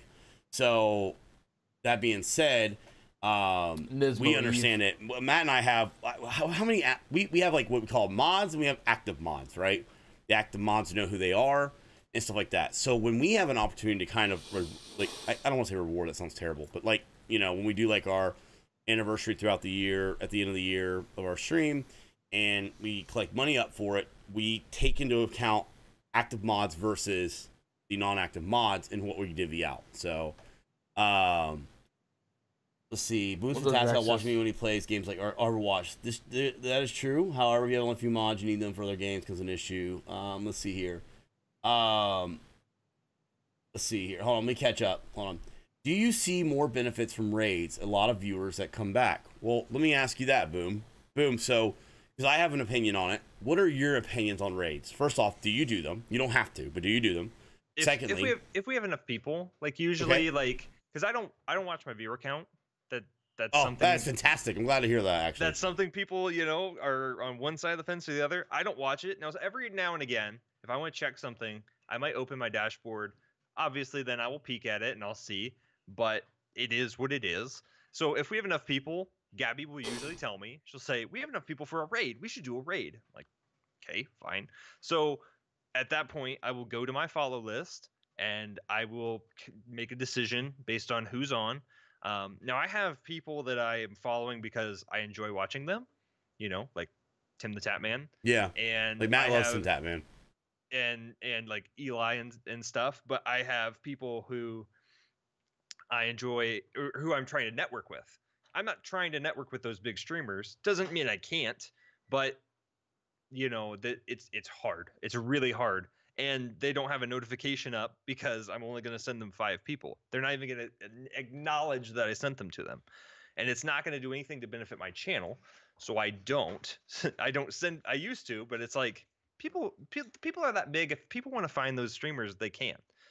So I would rather use the end of my stream as an opportunity to help someone else out. Yeah. So we'll either help someone else, you know, like I have a buddy who just started, like he's been on like 2 weeks now, and he was like one of the first people in my stream 2 years ago. He would play Rocket League with me. He'd be my only viewer, and he has finally gotten his rig and his system up. He is ready to stream, so he is getting his thing going. So I am repaying like the favor, and I am and that is starting to grow his community because I'm sending my people over there, like, which is the same I would want for anyone else. If someone was a little bigger than me and I'm not where they are, I would want them to send people to me. So I do that. I will also, this is something that I'm working on. I'm trying to find people. First of all, I want their stream to be something that I can support too. Yeah, exactly. You know? So, and that's why you were saying, it depends on who you're gonna find at the end of the stream. That's why I go to my follow list. If I haven't watched your stream and I don't, because I've done that before and gotten bit. Yeah, understandable. They're like, oh, so and so is the second on your list after you in this game. You should go raid them. And it's like, well, we could just throw you to them, or you can go find them yourself, and I will raid someone who I know something about, because I can do that. And then their host alert will say, "No, thanks for the effing host," and they'll be like, it's like, it's like, I didn't want that. That just totally undermined the 4 hours that I did. Never to say thanks for the effing host, Boomdabah. Yeah. So I will do my best. That's what I don't want. No, so, dude, it's commendable. I like that. I mean, that's a different perspective than what I'm gonna say. Like, and that's a good perspective, and it's good to see how you do it. I think people don't understand like exactly how. How and why do people raid, and what are the differences? There are different reasons people do it. Note to self: don't link the boo clip to Boomdabah. Oh yeah, I watched it. I laughed my butt off. That was my wife, by the way, not me. Oh no, that was me. Dang it! It was you, and it was hilarious. Yeah, but just say a prayer for me. All right. God dang it! Oh gosh darn it! Dang it! You got it, buddy. But like, here I know you have your own opinion probably on this, but like, when it comes to auto hosts, which are going to be different from raids, TwitchCon, but auto hosts, I've seen some camaraderie. I remember when I first joined the Beard Brigade, it was really kind of cool because you let a lot of us on at the same time. So it was like me, Sully, Bainstorm. He names two people not on the Beard Brigade. Yeah, I know. Bainstorm's coming back, by the way. Is he? Bainstorm's gonna make a Bainstorm's gonna come back to it. Well, and see, like, that gets to my point of it's really hard to keep track of who's all in the Beard Brigade, but that's my problem, not yours. Anyways, but when I first came on, there were a lot of people who were oh, hey, trying to get to know everybody. Everybody was trying to figure everyone else out and like help each other, up. And it feels like that has kind of waned. However, that's on us. Like, you kind of need to get to know your teammates. Yeah. So, we've been slowly trying to do that. But it's hard when and like some of your chat, thought earlier today, or was that yesterday, that the Beard Brigade was just 7 days, and it's like, no, we're a team, and you just want it to be, a collection of the guys that you and your gals that you guys want to watch. Yeah.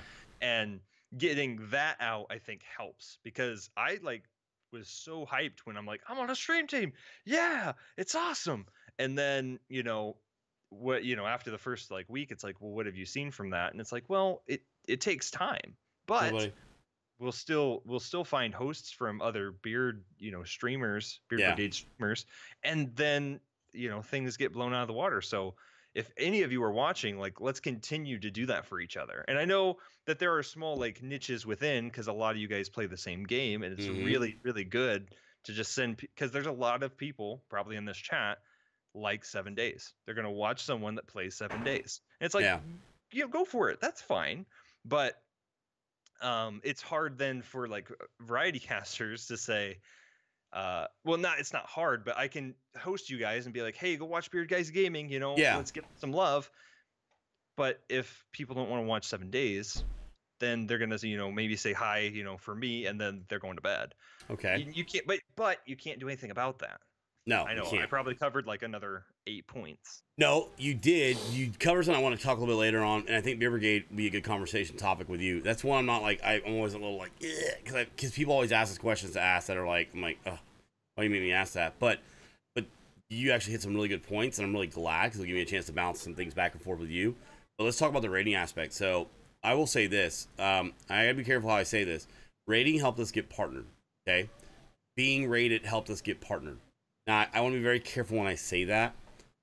We got partnered from the hard work we did on our channel. I don't want to discredit the amount of work we put into our channel and the content. But had it not been for the raids that we had received, it wouldn't have brought more exposure to our channel. Now, it's up to us to ultimately retain those people that come to that channel and continually come back. So a raid will only take you so far. But raids, in my mind, are huge. Mackie said it earlier. Mackie made the comment. He said that a raid is also a good way to expose yourself to a new audience as well. It's a way to expose yourself to a new audience. It is a way to also continue camaraderie between a team, like a team, or let's say somebody's helped you out on your stream and you're able to kind of give back to them by raiding and stuff like that. So keep that in mind. That is good. But then you also said something else. Well, I may not want to raid somebody that's watching 7 days. In fact, that's what's happened with us a lot of times. We raid a lot of 7 days die streamers because what happens is that we play 7 days mostly, right? So we have a feel for our community. They like survival games. They like this. So they're not going to like if we per se go raid a Destiny person that's streaming Destiny 2 at the moment. But we have to remember something, that most raids, okay, most raids, what happens is, it is a good way to get banned from Twitch. Most raids, as you go on, 85% of the people are going to leave, no matter if it's the same game or not. They've committed a certain amount of time with you and your channel, and they are really, a lot of times, going on the raid just to support you. That is it. The other 15% are going because they're like, hey, man, I got another hour. I'm going to watch somebody. And they go in there and they're like, hey, I like this. Hey, hold on a second. That's got to stop right now. That's got to stop. Sorry, guys. My 3-year-old's gotten very, like, lately. So I try to never rate a streamer that is better than me. I try to find bad streamers. It makes me look better. Kappa. So anyways, when it comes to, for example, like the raid, you have to remember that like 15% are there and find stuff, and then they're like, okay, well, I like this stream, or I'm going to continue watching in 7 days. I got more time to kill. I'm going to watch it. But like about 85% of them are honestly going to literally just leave. Okay. They're coming to say, hey, Boomdabah came over and sent us over here. And that's it. You have to remember that. Yeah, they're going to say hi and they're going to go somewhere else. A lot of them will sometimes they'll leave, but they'll leave the channel up and lurk to support. So please remember that to use the raid also to Boom's advantage as well. Okay. So it's important that you take that raid and you're using it, you know, hey, to go to sometimes a stream that you feel like maybe a little bigger, or that you're like, well, it's not the same game, or I don't want to go to this game because that game's not what my people were watching. How do you know you didn't expose them to a whole new game, and that person is like, boom, you got to play this game, dude. This game is so cool. I want to see it. You never know. That might lead you into the next thing. You have to keep those doors open and look at it from all sides of the picture. Hold on a second. Hop across to the raid, and 80% of that number will drop and leave. Yeah, and that's just Twitch. Again, that is just Twitch. Hold on. Hey, Jet, we're doing good, Jay.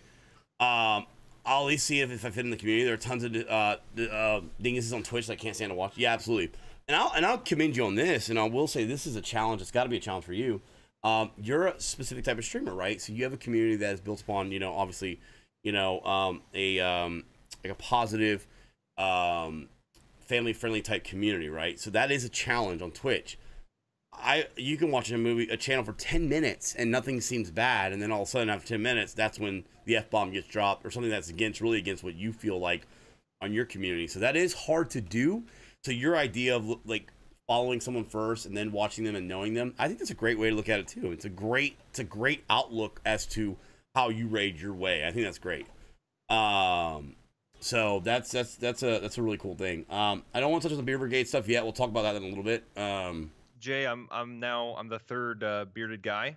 We are now bearded guys gaming, and we'll be playing 7 days this evening. So just sit back, relax, enjoy the show. When it comes to Yak asked this question. He said, "What advice would you give to a new streamer?" So you've been around since 2015. Me? Yeah. What would you give to a new streamer?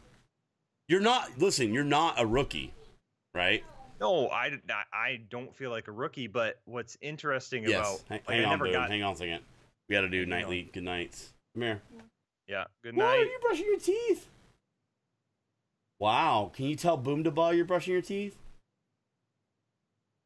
That's fantastic, buddy. That's awesome. Come show him. Come over here. Watch. You can see him right there. Look him up there. Hey, man. Thank you very much, dude. Hey, man, thank you for Look, the bids. he's waving at you. See him waving? BGGGB. You see him? Yeah, is he waving? He's brushing his teeth, guys. That's keeping him from screaming. So, night, kiss. Okay, pretty sure that was a high five to my face. So, Night, dude. oh, okay. All right, so boom. I didn't mean to interrupt you, man. I apologize about that. So to continue where you're at. It's all good. Family first, man. Where was I at? Oh, I never really said like where I feel I'm at now. Well, I guess I kind of did, but like, what was the question? What were we talking about? You were talking about New streamers. Yeah, like what Yes. advice do you have as a new streamer? That's right. Like, it's hard because my journey was, I was so limited by my equipment for so long, and now I feel like, I'm kind of limited by schedule, but I also am, I'm just now feel like I'm getting into the network game. I've been on the team for however long I've been on the team, and I don't even know, but I feel like, this is the first time I've ever really talked to you guys. I've been in the chat more because I've had time. Yeah, and, absolutely understandable. So it's good to, I'm starting to check out other streams, trying to hook up with them, and it's hard because I put quote unquote limitations on what I want to support. But if I just picked any old streamer and then, threw him a host during the day or said, hey guys, so-and-so is streaming, go, check them out while I'm not streaming, but it's not something that I align with, then it's not worth, it defeats me being me. So, I have the whole kind of moral side Dilemma, of right? of my, well, not dilemma, just of my streaming. Like it's so a part of who I am. I people would say, Boom's a character, and I am a character, but you really know me. It's just not. I don't tell you my real name because I don't want you to come. Yeah, But- I mean that's understandable. But I feel like if people stay on my channel long enough, they're gonna know me. Like, especially I've had people who have been there. I've had at least one or two that have been there the whole 2.5 years, and I feel like they know me pretty well. Like, we're really good friends. So to answer the question, you guys, if you haven't learned, I like to beat around the bush. That's all right. But I like to talk that bush up and down and all around and never shut up. So what would I tell a new streamer? Like, there are so many good guides now because everyone has tried streaming, it feels like, and Yeah. everyone has figured out what to do. So go to reddit.com/r/Twitch, and they've got good guides. Don't think that you need all the good equipment. That's kind of the trap I think I fell into, just in the fact, like, I was like, oh, I need a good microphone. Yeah. I need a good camera. And so I upgraded those things. And while they have been important, and I couldn't just upgrade all my PC stuff because that's an investment, do what you got. And I know we have a few console streamers on the team. Like, that's what they got, and they rock it out. So, do what you have. Work with what you got, because I tell people, don't invest all this money because you could try it for 2 weeks. It's not for you. And then you're out. Yeah. 80, 100, $120 or more, don't, buy all this stuff. But I have found that as my stream has increased, and as, of course, recently, Yeah.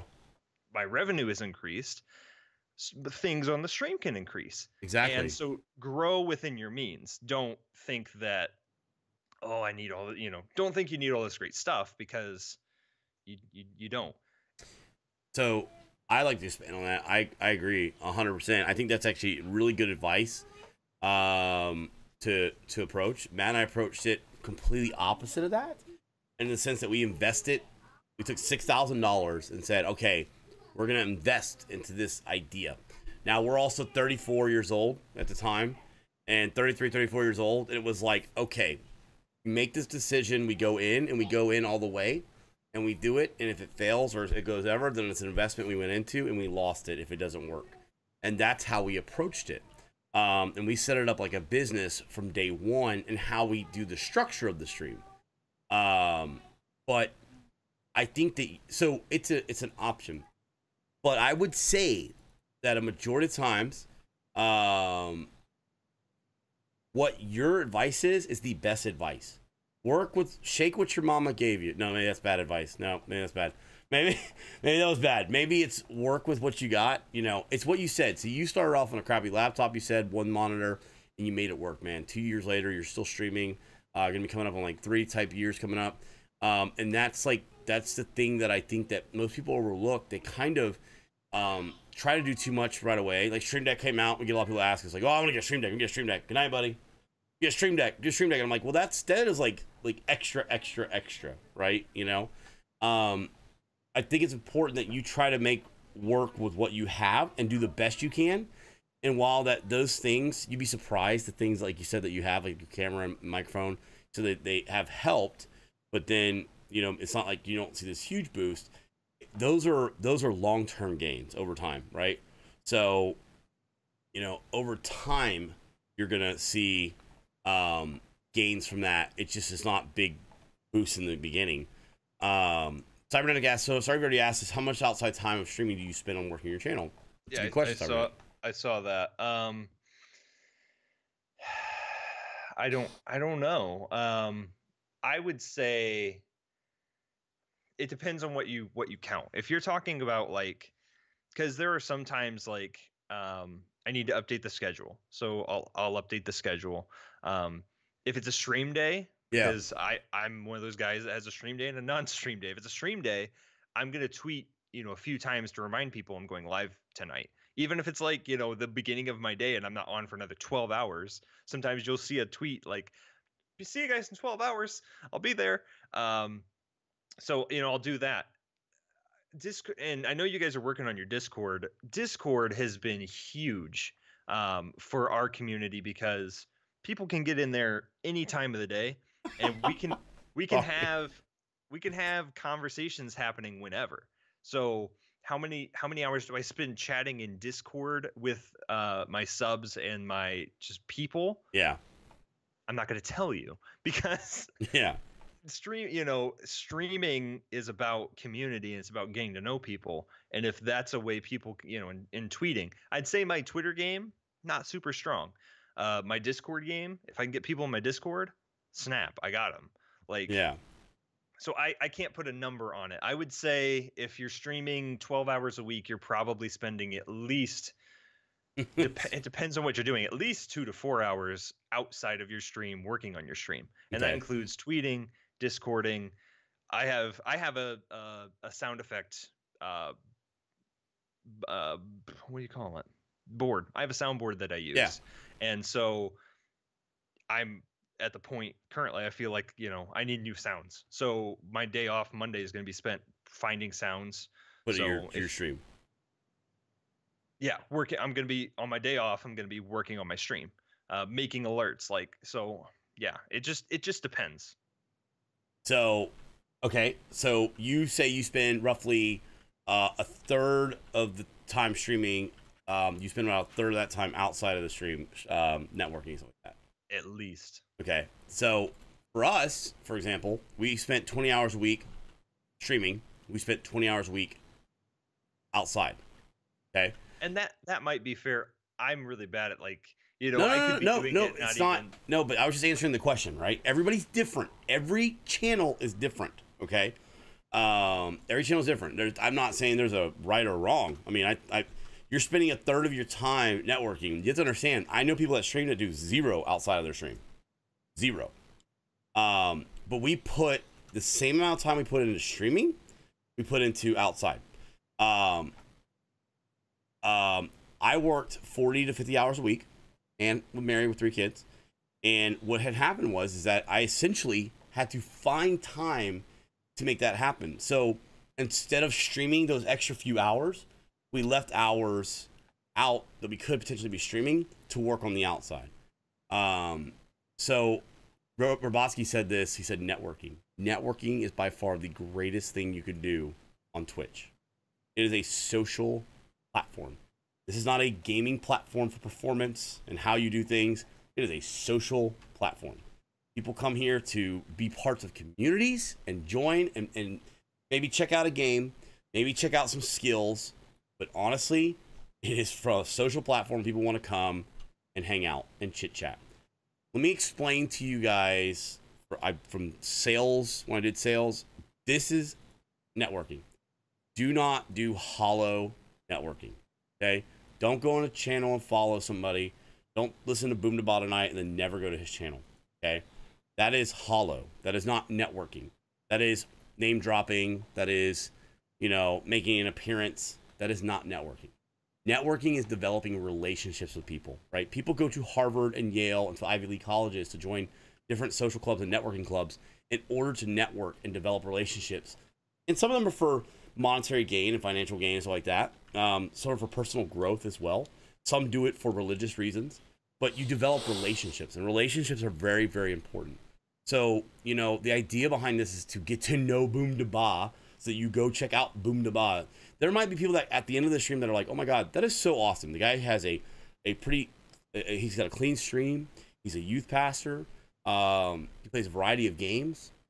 I like his values, I like his morals, and I want to go watch him. I want to go hang out and be part of his community.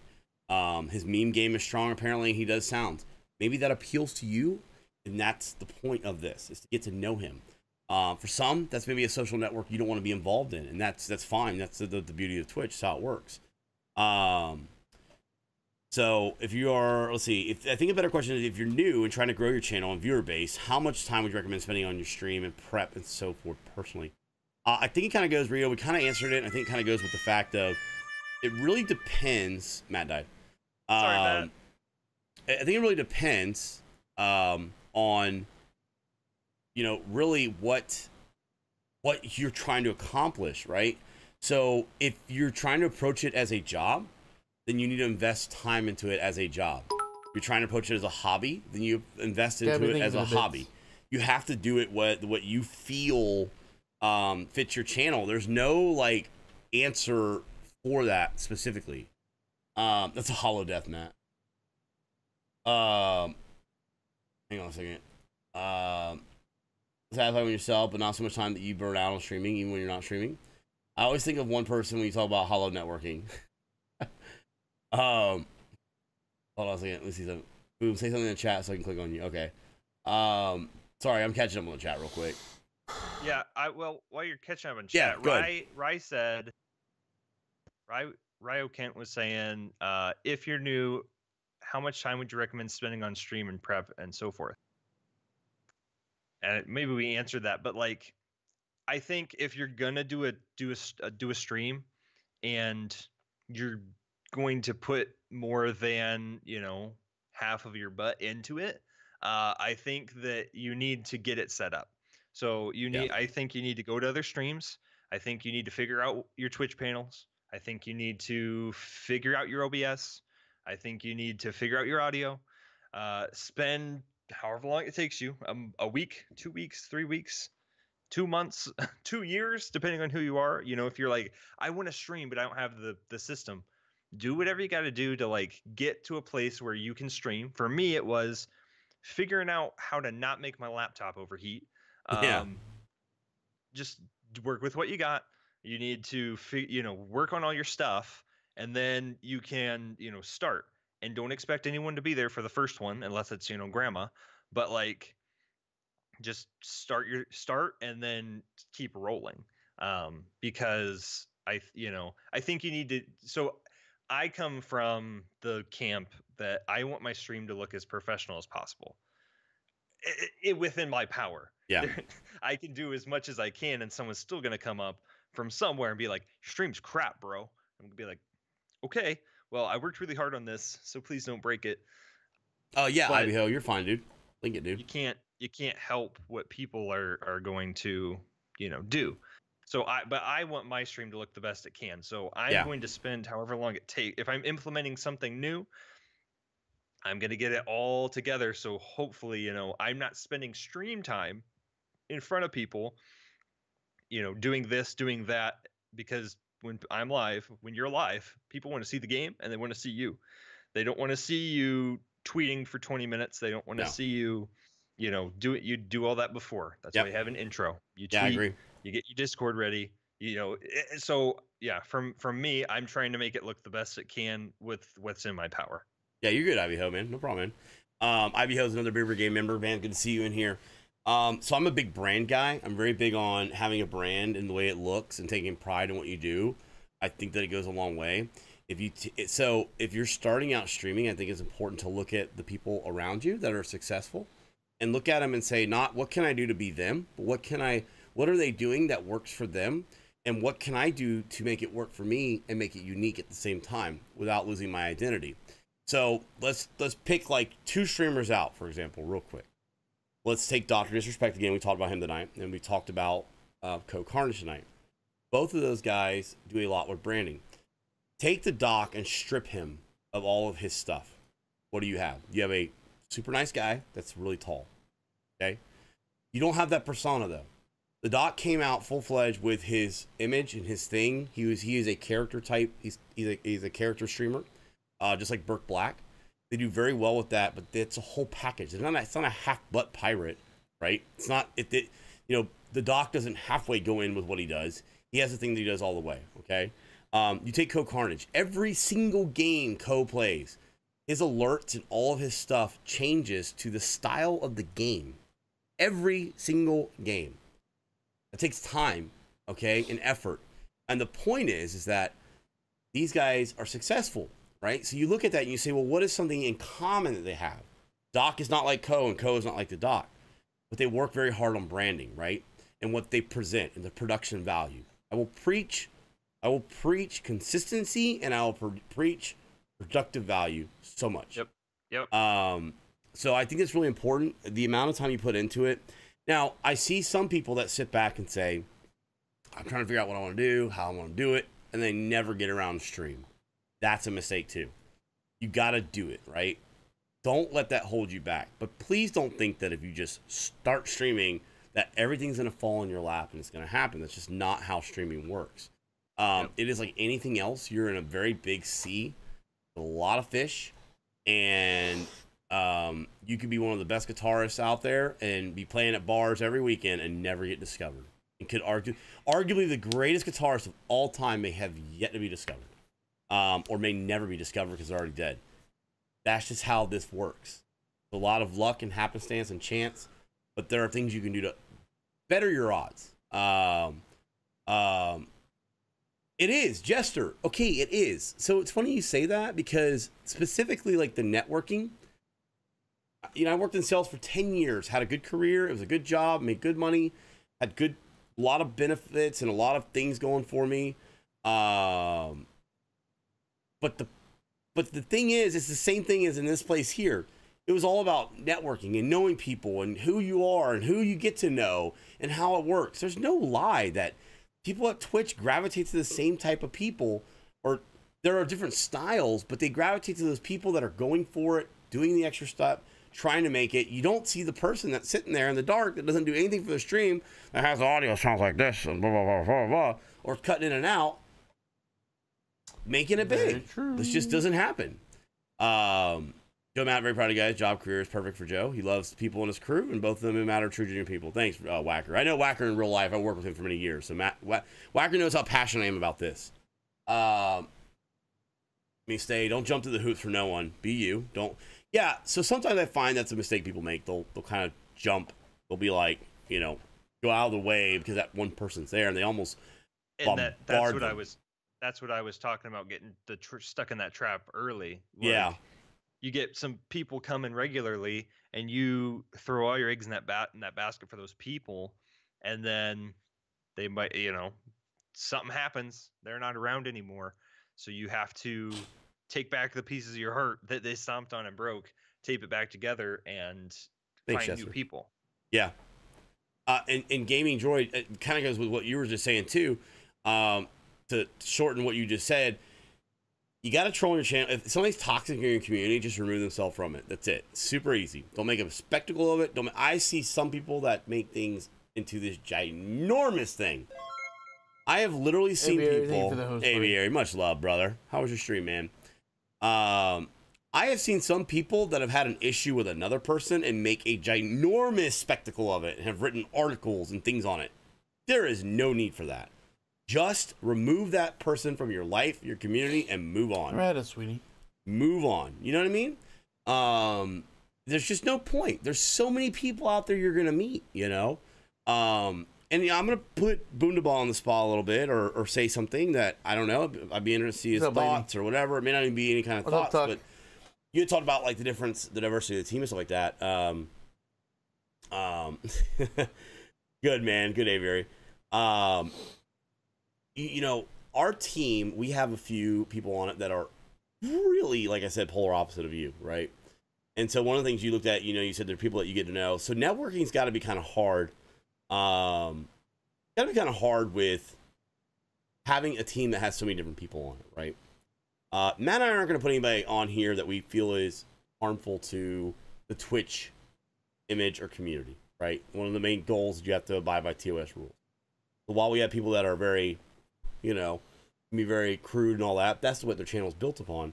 But you being a person of faith as well, you're a youth pastor, I know that one of the things, my wife's pretty religious as well. You don't judge other people, and the reality of it is it doesn't mean you can't align with people that have the same beliefs as you and stuff like that. It doesn't mean you have to endorse or support them, but you never know. You never know the people that are out there that maybe they need a little extra boom in their life. You know what I mean? Boomdabah. There could be people on this team that you being around is good for them. You know what I mean? Yeah. You could play a huge part in this team and not even realize it.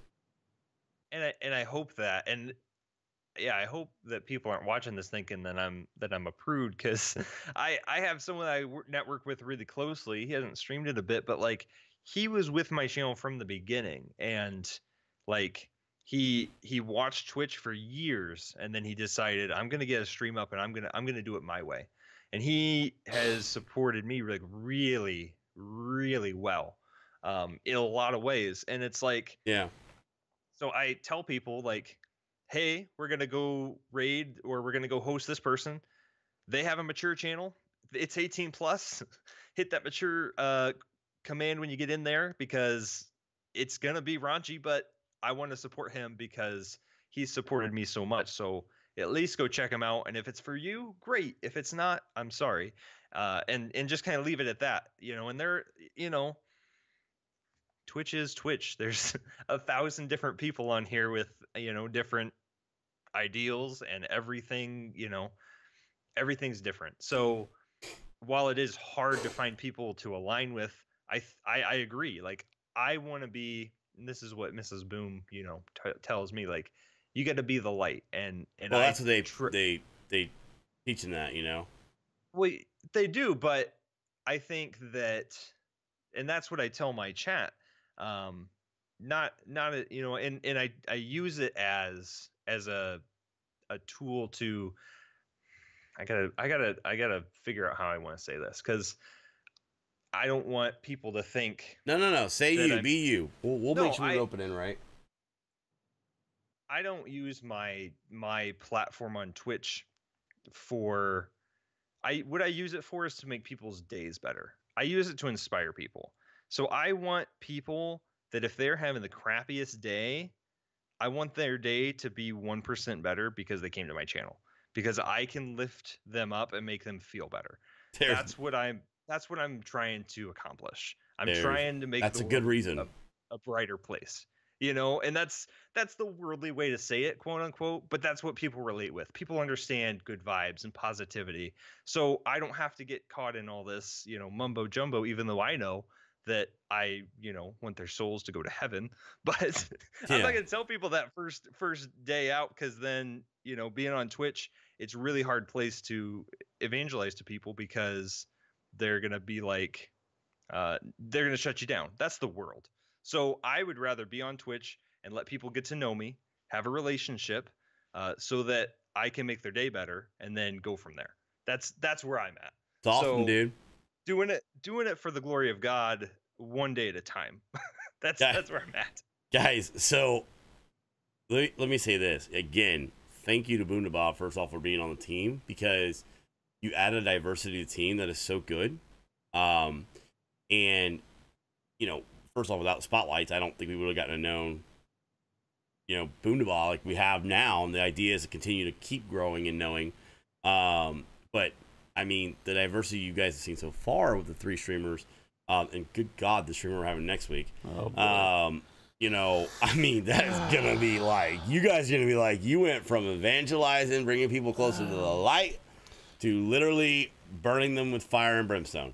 So I love it, man. I think it's fantastic. You are a huge asset to the team, and I'm really glad you're on. I really, really sincerely mean that.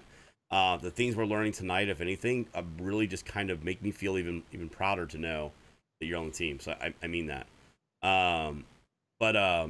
So the thing is that, yeah, while that'll be a turn off to some, that is a major turn on to others, you know, and people are looking for that. It is hard to find that type of platform or that type of channel sometimes in the sea of channels that are out there. And it's great that we can direct somebody towards that now. And we have other outlets and other places to direct people that we know are interested in that type of thing. That's fantastic, dude. Seriously.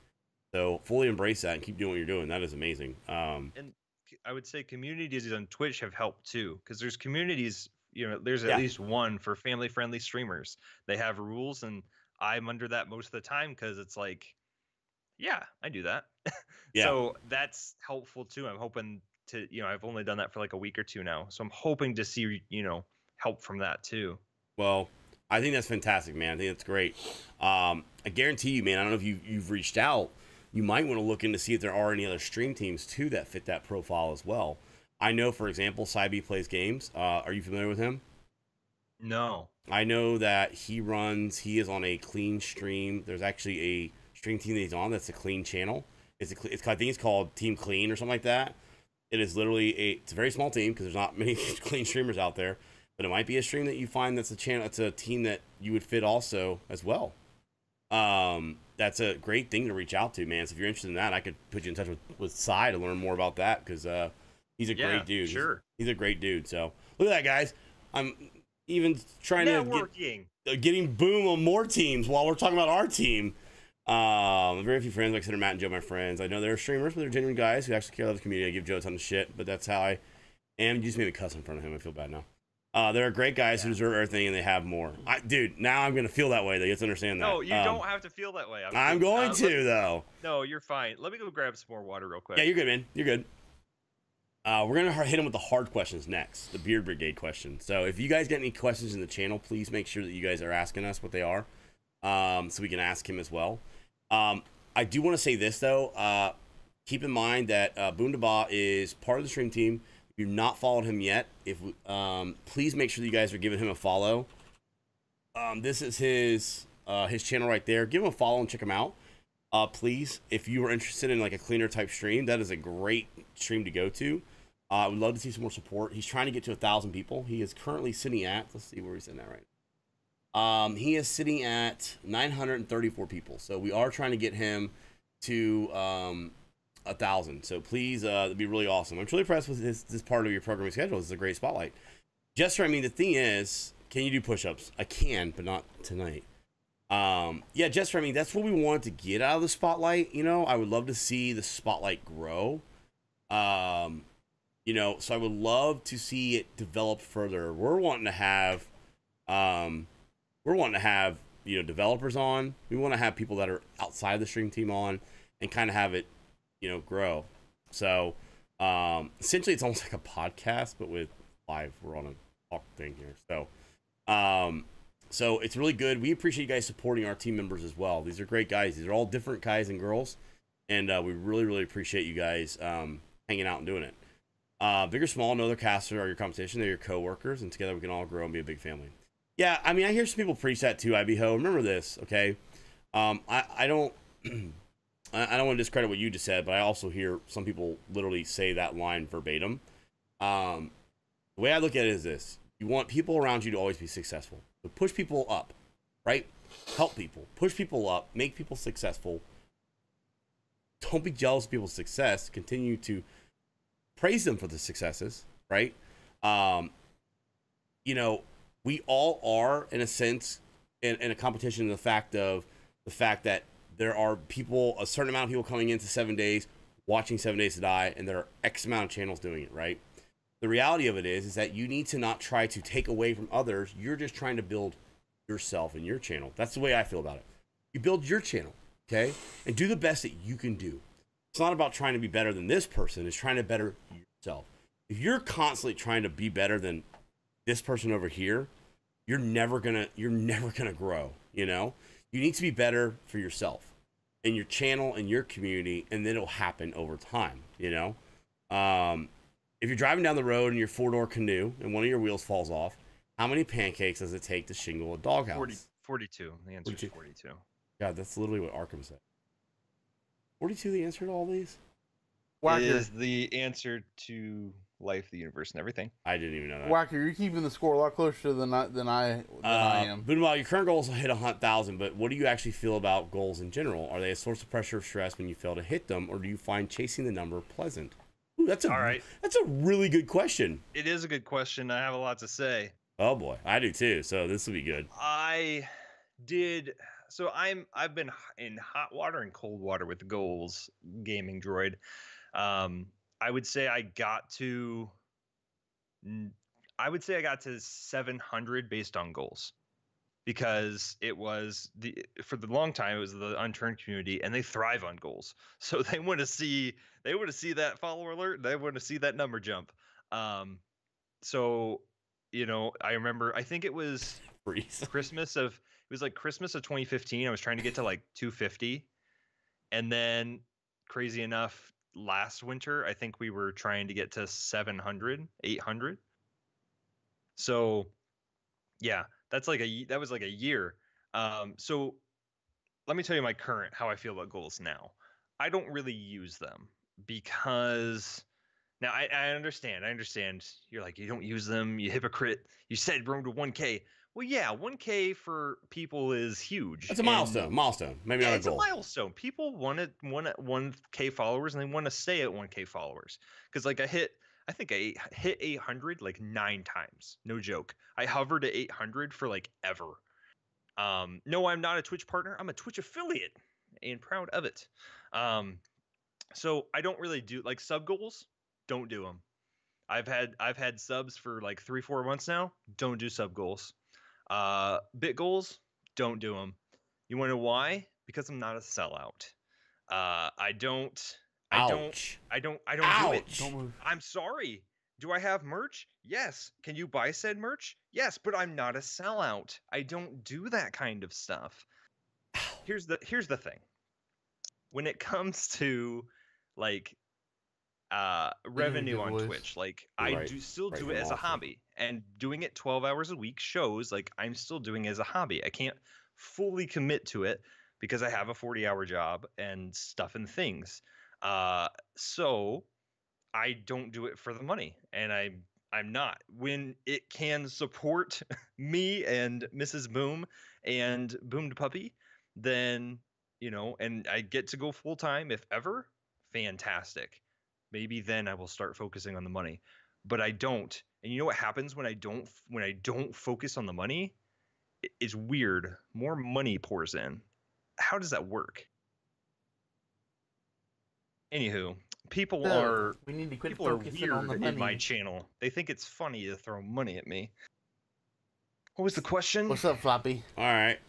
So much like a celebrity roast, here comes my rebuttal. All right. my feelings on goals is this, okay? We're not focusing on money anymore. I think goals are super important, okay? Now, what Boomdabah said, like a milestone, you know, looking at 1,000 is like, it's a milestone, right? I mean, it is. There are these little achievements you can get throughout the way. And if you notice that Twitch is coming out with a new program called Achievements and not Goals, right? So I think that it's all in the wording. It's how you kind of looked at it in the perspective. Tell him, Izzy. So when it comes to, for example, like the achievement program, I think the achievement program is going to be a really good thing. And I'm going to ask your opinion on that. So hold your thoughts and know that that's coming, okay? But now my question is that, or my thought process on this, we approached it differently than Boomdabah. Boomdabah saw the St. Jude's thing, had some friends on the internet, decided to do it, raised it, and has grown, has gone to a hobby. And if he could eventually have it support it, he would. Matt and I approached Bearded Guys Gaming as we were later in our age, and we thought, we want to approach this and go full in. So every business, Court Jester, thank you for that prime sub, guys. High Parks and Bridge Trucks in the chat. Thank you. So every business has something called a business plan. Offie, thank you, buddy. Offie, thank you for the donation. Thanks, Floppy. Every business has something called a business plan. I would argue with you to go into a bank and ask to start a business with a loan without said business plan. Business plans are essentially goals written out in a fancy way, okay? So the thing is that you have to remember that I think goals are very important. I think goals, it goes back to what somebody said, I think Jester said it, everything in this conversation kind of relates just to life on, you know, life in general. You know, goals are important. I have a goal with my family, what we want to achieve. If we want to go to Disney at the end of the year, that's a goal of ours. How are we going to get to that goal? Okay. It's not a milestone to go to Disney. We have to set forth a path to get there. Okay. So that's why a goal, as an example, is important for me. Matt and I have built our channel up around goals, and everything has been goal oriented. And the goal way has worked for us. Okay. So whereas he's not a fan of goals or whatever, he also came with a different approach to streaming as well. And you have to kind of keep that, in mind. That's important. Now let's go back to merchandise, stuff like that. So I will say this, a little cut like a knife a little bit there. Someone made the comment earlier today about, what they called them, booby streamers, and Slackline was in channel joking around saying, "Why take offense to that? Because I have boobies. Don't put us all in a group." I would say the same thing about be careful with merch. So some of us have, as part of our business plan, have come out with merchandise in order to support the platform and what we are on now, the channel, how we've developed it.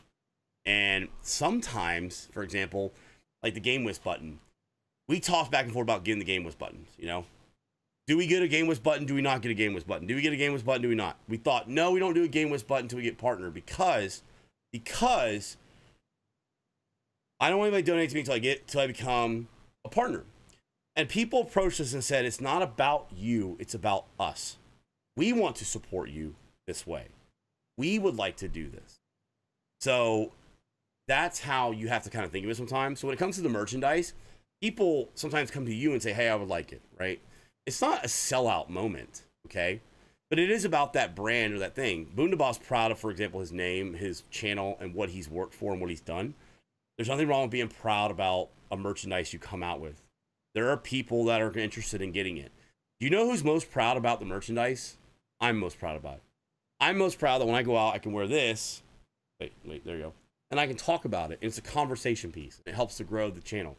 But it depends on where you're at in your career. So I go from sellout to this. Now, here's what I consider a sellout. I love 7 Days to Die. It is the greatest thing in the world. And I have no problems about 7 Days to Die. By the way, we are doing a giveaway for 7 Days to Die later on tonight, sponsored by the Fun Pimps. But that to me is a very sellout moment, or a very sellout type thing. But we try to make sure that, like, for example, when it comes to 7 Days to Die, we're very true. And we talked about it today that, hey, we don't like, you know, XYZ about the Fun Pimps and 7 Days to Die. Doesn't mean we don't like the game, don't like the company. These are things that we're not a fan of. But I don't consider shirts and items as part of a selling out. It just has to do more with where you're at in your your streaming platform. So I would say one of the things I've learned in streaming is to be very open. There are different religions, sexual orientations, beliefs, ways people practice doing things, way people play games, way people watch streams, and way people decide to approach streaming. Caution people to be more open-minded about it and be careful, because one stream group does this doesn't mean that they are this. So just be careful of that. That's my rebuttal to that. No, So. I agree with you, and I would no. First of all, I wasn't trying to throw no shade. I was No, I was just messing with you though anyway. But in the no, you like we could continue to try to outsell each other here, but like you want to talk about sellouts, there's plenty of places on Twitch that sell out, and I don't.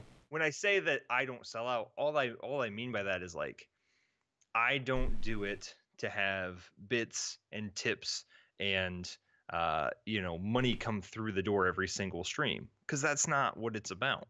No, absolutely no. It's not. Well, for you, right? Well, and that's what I'm. Well, sure, there are people that do it as their job. Yeah, you have to. That's what I'm saying. It's your job now, so I understand now where but there's a way to do it for the money. There's a way not to do it for the money. So no, we're gonna keep going back and forth on this, because I'm not gonna let this one go. Boom. I'm not gonna let it go, and I'll tell you why. I talked about this with some pretty high up people with Twitch, and I discussed this. There is a feeling on Twitch that you cannot say I want to stream for money. My question is why? Why not? Wait, say it again. There are people that feel like you cannot say that they want to stream for money. That it's only about the passion, or because I love gaming, or I love that. Okay, I disagree with that. But you're saying that there's a way you have to approach it. If I wanted to if my daughter came to me and said, "Dad, when I grow up, instead of doing this, I want to become a full-time streamer from the get-go. I want to go to it." Do I not tell her to develop a business plan and try to monetize it and try to make money on the platform? Do I have to tell her that, no, first you have to have just a passion for this only, or this only? Can the passion not be developed through doing the thing you, like, for example, you may not have loved being a youth pastor until you were introduced to the church or to the religion. Is a person not capable of doing that, or going into it a separate reason from the get-go, is my point. There's a lot of people that say, I think there's a taboo out there, is that you're not allowed to say we make money. At the end of the day, Matt and I made the commitment on our own to do this as a full-time job, right? So the pressure goes back on us. It doesn't go back on the community. Doesn't go back on the people on the channel. It goes back on us. We decided to do it. Do you know how we decided to do that? People have asked, what's your number for subscribers before you go full-time? And I've said time and time again, we actually don't have a number. Do you know how we did it? We did it by paying off our other debts. So what we did was we minimized in other areas so that we didn't have to put so much to rely on the said platform as like the main source. We cut in other areas in order to spend more times on the platform. And it wasn't about trying to get as much inside of the small pond. It's more about growing outside of that pond. But I think that it's wrong for all of us to feel like people, I think, are not allowed to, and maybe this is just an opinion of mine. I know Matt shares it as well, but I think that we feel like you cannot go and try to get a job as a full-time streamer. That it has to always start out this other way, or we're not allowed to say that, guys, this is how we support our family. You know what I mean? There's nothing wrong with that. It doesn't mean that Freeze, for example, has to donate that money. It's an entertainment business. Dude, this is a really bad example, but do strippers have to go into it because they just really love dancing? Do they really love to dance naked in front of people? Maybe they've gone into it for monetary reasons, and that is why they went into it. And they developed a passion and love dancing naked in front of people. But I feel like you gotta be open-minded. That Twitch is really made up of different people with different motives. I said one time on the channel about success or things to do to try to become better in a channel, like try to better your channel. And Gatini was like, yeah, but not everybody's in it for a career. And ever since she said, thanks, Freeze. I feel like I got to dance. That's why I started stripping. All the stripping things come. But when it comes to like Gatini made that comment, and it was actually a good comment because when I was talking about it, Joe keeps his clothes on. When I was talking about it, I was addressing the fact that, for example, that you had to hey, I'm talking to people that are interested in being full time. Like I'm interested in people that want to be full time streamers. Here's the advice I'm giving. She said, but I'm only interested in a hobby. So now I feel it's so important for me to always mention that it's that hobby here, this here, and this is the difference or why we do that. And I feel like it's important to mention that because I wasn't open-minded when I discussed that. So it sounded like I was toning out this whole crowd of people that are not doing it for money. So I feel like kind of like you're doing the same thing I did, but the opposite way, you know? There's nothing wrong with somebody approaching Twitch as a monetary vessel in their life to try to make money. No, I agree. I'm not gonna say that you shouldn't get money for being on Twitch. That's not what I'm saying. What and you're bringing me around. Everyone's like, oh, this is getting hot. Nobody attack Boom. This is good talking. This is great though. Here's what I would say, and it's not a rebuttal. It's turned now into, I think I started as a hobby, and now it is becoming a business, and I'm not a businessman, so I'm finding myself floundering on that, and that's why stream quality is so important to me because people care about what the stream looks like, so now they are supporting me to make it better, and I have to turn around behind the scenes and figure out, what does my business look like? Because that's what it's turning into, whether people like it or not. You know, Twitch is, paying me. I'm getting paid, and I'm going to have to claim this on my taxes. It has become a business, and thus I have to figure out how to run it like a business. But I'm still maybe in the mindset of hobby, so I'm trying to figure out how to run it like a hobby, quote unquote. No, I'm trying to figure out how to run it like a business. And we can hopefully talk about that off stream, but I can tell you that's exactly where my perspective has come from. And dude, listen, and like I said, I'm not attacking you on it, but I feel I think I'm very passionate. I'm very passionate about everything, but I'm very passionate about that because here's one of the problems that I have. There's nothing wrong with saying I want to open my own restaurant. Now, you set the goals and all that, but the problem some people have is, oh, I saw this guy open a restaurant and he has a full chain now and he's a gajillionaire. And he says, I'm going to open a restaurant and become a gajillionaire. I think that's the money problem with Twitch, is that people see like Coke Carnage and go, I'm going to start streaming and become Coke Carnage. No, there's nothing wrong with streaming and becoming successful like Coke Carnage. You have to do it your path, and it's okay to do that. And that's where the whole goals thing comes in and stuff like that. But I feel like it's really just something that we don't like. I don't know if anybody in chat agrees with this or not, but I feel like it's like a taboo thing to say that content creators make money. Who does not want to watch games for kicks? Make more content. A lot of people do. The reality of it is he has a second job to support his family. He has his main job, and he does the content creating secondly. And so it's like, my God, if that was the case, I would support him more to get more content. And that's the way we have to approach content creators, is that if you're interested in that, do that. If you have the means. If you don't do that. And I think a lot of times Twitch is really derived from people starting out as a hobby. I think that's natural, because it is kind of a weird feeling of, wow, okay, I'm doing this and I absolutely love it. I've never had that, but I feel like you already do a job that you love, right? Being a youth pastor. I mean, is that something that you... Depends on the day. It's got its moments. Depends on the day and the person, I guess. It depends on what's going on. Hold on. Let me do this real quick. Do you think Twitch is paying me? Phrase is misleading, as Twitch is just an intermediary for the money given by fans. Well, I don't think so much that it's an intermediate or like it's a misleading that Twitch is paying you. I think that what people that make content or broadcasters have to remember, that it's greater than Twitch. Okay, which is the beginning part maybe, but Bearded Guys Gaming, I want people in our local community to know who Bearded Guys Gaming is, not just because of Twitch, but because Twitch was a driving force that got us there. But I would like to be able to donate and do yearly yearly charity drives and donate and give back to the community and leave a legacy. I don't want it to be just because, oh, that legacy is because of Twitch only. No, it's because of what we created starting out on this area. For example, Boomdabah, if he ever pursues it and continues that way and it becomes a full-time thing and it's a business type thing, you have to have a business mindset at some point, because otherwise it'll be unsuccessful, right? Like, you can't have a restaurant, again, go back to the restaurant, and then have no business mindset, and then, like, no cooks, no payroll. Next thing you know, the thing falls apart. People aren't there when it opens. It'll essentially fold in on itself. Sure. But at the end of the day, you go back and go, man, we talked to Boomdabah, and he started out with this St. Jude's thing, and then these people on this Woot site, or whatever it was. What was it called? Woot? Yeah, it's woot.com. Oh, I was right. This Woot site, and then look where he's at now, you know?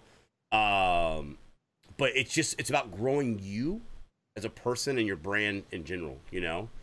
Sure. So, yeah, you guys crossed through a difficult area to explain as if crossroads of passion and profit. It is hard, because I'll tell you this. I've never loved my job like I love this one. That's the hard part, you know? It is hard. It is hard. Yeah, I've never done that. I've never had that feeling of, I still have a hard time, when I get up and go, oh, I'm going to stream games in the morning. Like, that to me is so weird to me. You know what I mean? Yeah, and I can't tell you how many mornings I wish I could this could be my desk for the day. Do know for sure. Yeah, no, and you know, I will let you in a little insider info for me. There are people that I have watched or seen that I use as a driving source for motivation, because I have seen them go full time and then not embrace it, or not, you know, when you see someone, you go, you know, if I had that opportunity, I would do this, and I wouldn't squander it. Now, it's easy to do that from the outside. You never know what the inner workings are of that. People don't know behind the scenes of Bearded Guys Gaming, or what we go through, or the decisions we make, or why we make them. But there are people that motivate me, because I see them and I go, my God, if I was full time, I would not lose this opportunity. I would not do this. You know what I mean? And I try to use that as a way to propel myself and think, what can I do better my channel, so that I can use it as a motivational reason to keep pushing myself. Streamer who started my channel with the motive of making it a business, I definitely have noticed a taboo of talking about money or monetary goals, though I have found the majority of people do find just being open about it actually are perceptive about the idea of running it as a business. Yes. So at the end of the day, you know, Mr. Jake, for example, I say here, we are full-time. So let us entertain you. And for those that are able to pay, support, we appreciate it. Matt and I have never... that's one of the hardest things I've ever had to really sink in, is appreciating people, because it's so hard to really express how you feel. But it's there. We truly mean it.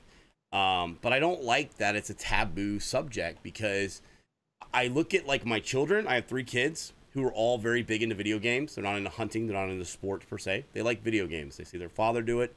And I look back and I think, do I want to be that person that's narrow-minded and quiet and saying, you know, you can't do that. You have to do all this first, or it needs to be a hobby prior to doing a business. Why can't I teach them to go the other way? And what is wrong with wanting to do that? What is wrong with my daughter standing up in the middle of class and saying, I want to be a professional streamer? You know, I don't expect the teacher to scoff at that, because they decided to monetarily do that as a job going in the future. I understand, but some of us can't want to help, but can't. So cybernetic, let me say this, and I know this may not help, but just staying in the channel or supporting that person is helping. I talked about this the other day. Free-to-play games essentially are the way free-to-play games work. They live off the white whale. They live off a small percentage of people that fund the entire thing. Okay. Fortnite. Okay. There's a whole bunch of free people that go there and play the game for free. It is the white whales, the smaller people, that pay for majority of the funding for that game. That is how that works. It's a very successful business model with microtransactions that works very well for them. So why does your scoff at me when I told them I want to be a professional stripper? Because they're narrow-minded. They're closed-minded. Can I speak to cybernetic there? Yeah. So, but this kind of does segue more into what I was going to say was I've kind of adopted the model though of I tell people there are plenty of options to support me. Yeah. So, and being an affiliate has just helped with that. So Mm. like before, someone could tip my channel. I'm never going to really say though, hey, you can tip if you want, because it's there. If someone wants to do it, they'll find it because they'll look for it. But there's nothing wrong with saying if you haven't followed yet, drop a follow. But that again, that's coming from being a hobby. But now, if people want to drop bits, most people on Twitch know how to drop bits, so they will. Yeah. They'll find bits. And that I think because the merch to me was just letting people, if people wanted to be so into twitch.tv/boomdabah that they wanted my face on their shirt, then they can do that. So it's all about, for me, it's all about options. Like, and I just tell people, they're like, I want to support you. Okay, well, there's plenty of options. You just pick one. You can sub now. Fantastic, But to talk to someone like Cybernetic, because I dealt with this for a long time, people on Unturned was, oh, I have no money I can throw at you, buddy. It's like, okay, well, if you come back tomorrow, I'm going to be playing games again, and I'd love to chat with you. Yeah. That helps me. That supports me. It takes my 6 viewers to 7. And then if enough people, like you said, if 1,000 Gabby Birds do that, I'm in 1,007. So everything. I've had the mentality of everything helps, unless you're coming in my chat to be a dirtbag. Yeah. On purpose, and you know what you're doing. You troll you, then everything's gonna help. Just come chat or lurk, follow, don't follow, sub, don't sub, whatever you choose to do, it's gonna help me in the long run. So pick an option and go for it, or don't. That's something that I think I've really kind of pushed to people, is just having options. So two things. Let me go back to the sellout and the merch real quick. Let me ask you this, and this might be, I kind of hope this is maybe, but let's see. So you said like merch was in like the sellout and stuff like that. So I felt a way about something about when I first said, because you made the comment, if people were wanting to support Boomdabah so much to have your face on it, then you want to have that outlet. Does it kind of make you feel a little weird to think that why would somebody buy a shirt that says Boomdabah or has your face on it?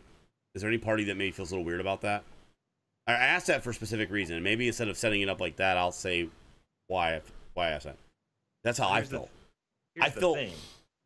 Go ahead. Finish your question. I felt I had a hard time when it came to why would anybody buy anything with Bearded Guys Gaming. It was something that we created, right? We're two normal dudes playing video games. I was like, why would anybody buy that? And so I had a really hard time selling it at first, because it was like I felt like, why is this person buying this? Because this means nothing to anybody else in the world, Darth Floppy, thank you for the bitch. You're like, it means nothing else to anybody else in the world, so why would somebody buy this? And I was uncomfortable with it, and so I felt like the sellout feel, right? So my question was, is that somewhat how you feel about it, or is it something different? Well, I made all those decisions, so I thought when I put the Boom, so I took the Boom logo and I put it on a shirt, and I thought if people want to support, and this is actually quite funny, if people want to support me and get a Boom logo something, they sure can. But I thought, well, let's go one step further, and because if you've been to my channel, you'll know that at the end of every stream, I tell people to keep booming. And that's kind of become a thing. I'm like, you know what? Just keep booming. And so I was like, it'd be really cool if we put keep booming on a shirt. Yeah. And I wanted this pose. But my artist told me that thumbs are really hard to draw. Yeah. So it became my face in a hat. And it says keep booming.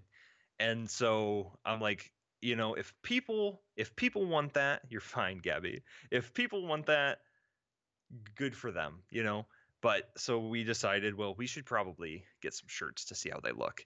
And I had no plans to wear that shirt in public ever, just on stream. Well, the other night I was gonna stream. I put the shirt on, and I had to go get something from the store. So I walked into the store with my face on my shirt, and I tweeted it. I'm like, "This is the weirdest thing ever to just like have my." And I wore the same hat too, so I got some weird looks because people were like, "Is his face on his shirt? Yeah. What is going on?" Yeah. So is it weird? Yes. Is it weird that people want to buy stuff with my face on it? No, because that's another way they can support me. And if they feel that that's what they want to do, then great. That's cool. Like I said, options. Like, Okay. It was a different perspective than I had. Like I said, I felt I had that sellout feel when I first put it on there, and I realized that more of it was I wasn't comfortable with it because I felt like I was doing that as opposed to being proud of what I had created, which is what we are now. We're very proud of our brand. So I'm proud when somebody comes in and says that they saw someone else in New York wearing it. And like I was like, oh my God, that's unreal. Another person from the stream happened to be in New York while another person was there. And one guy was from Canada, and he saw the hat, and I thought, that's amazing. I never thought I would feel that way. And so that I just wanted to say that the way I felt originally about it was a sellout type situation, but it in turn ended up being just my own lack of self-confidence in it. So I was just curious. I was just curious in your perspective on it. It sounds like it's not what it is, so I was curious. I'd say I'm proud of it. Like, I'm not going to say I don't want people to wear my logo, wear my brand. Like, I'm not gonna self-defeat myself like that. But it's still getting into the business of it. Like, it's still just weird for me getting into that part of things. Well, there's always an easy way to curb the sellout feel. You can always donate every proceed that comes to your channel do something instead of, keeping it for yourself, and then you never have that moment of feeling like there's money has to be made or, sell out. So that's true. I'm just and I think saying there's a way around it if people feel that passionate about it. I don't feel that way. I feel right now where I'm at with just because I've gotten so much support in the last 2 months. It can be overwhelming too. I mean, I know. It is. That's where I'm at. Is I would never. Me and Mrs. Boom have this conversation all the time. I'm like, you don't want to know what the revenue's been since May, do you? And she's like, hit me. And I'll tell her, and she's just like, I never would have thought. And I'm like, you're telling me I just want to sit down and play video games and have fun, and I can't get past people throwing bits at my face. Yeah. Like, so I enjoy it. I just don't want at this moment in time people to think that I'm about their money, because I'm more about their relationships, and I love seeing their faces, and being able to have an impact in their lives is currently, I would say, my goal. So while I enjoy making money from this, to wrap all this up, I want to say that people are important to me at this time. Yeah. So we'll wrap that up, but it's been good conversation. It is good conversation. That was good. It was good. Yeah, it is good conversation.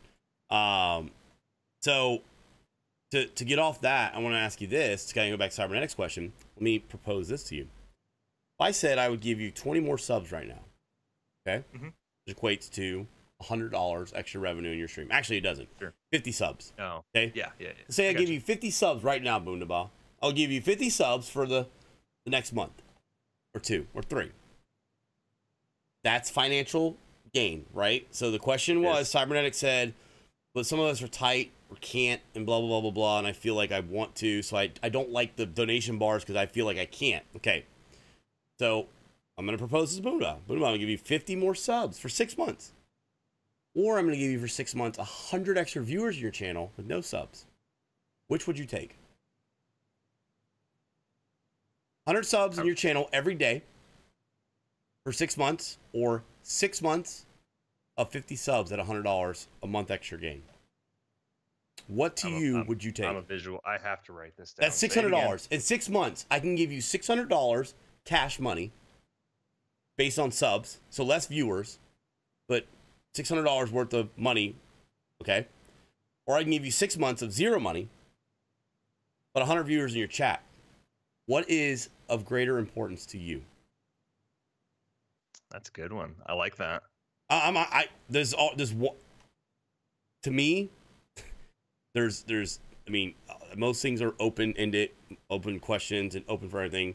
But I would say that there's an answer for somebody that wants to make something big out of the channel or any channel wants to grow. I would say for where I am in my Twitch walk, as an affiliate, I didn't even get to talk about the achievements. You talked about them. I didn't even get to talk about when. No, we'll bring it up. We'll bring it up. Well, we're running out of time, man. That's all right. Let's keep going. Let's keep going. We'll try to knock it out. We'll speed test these.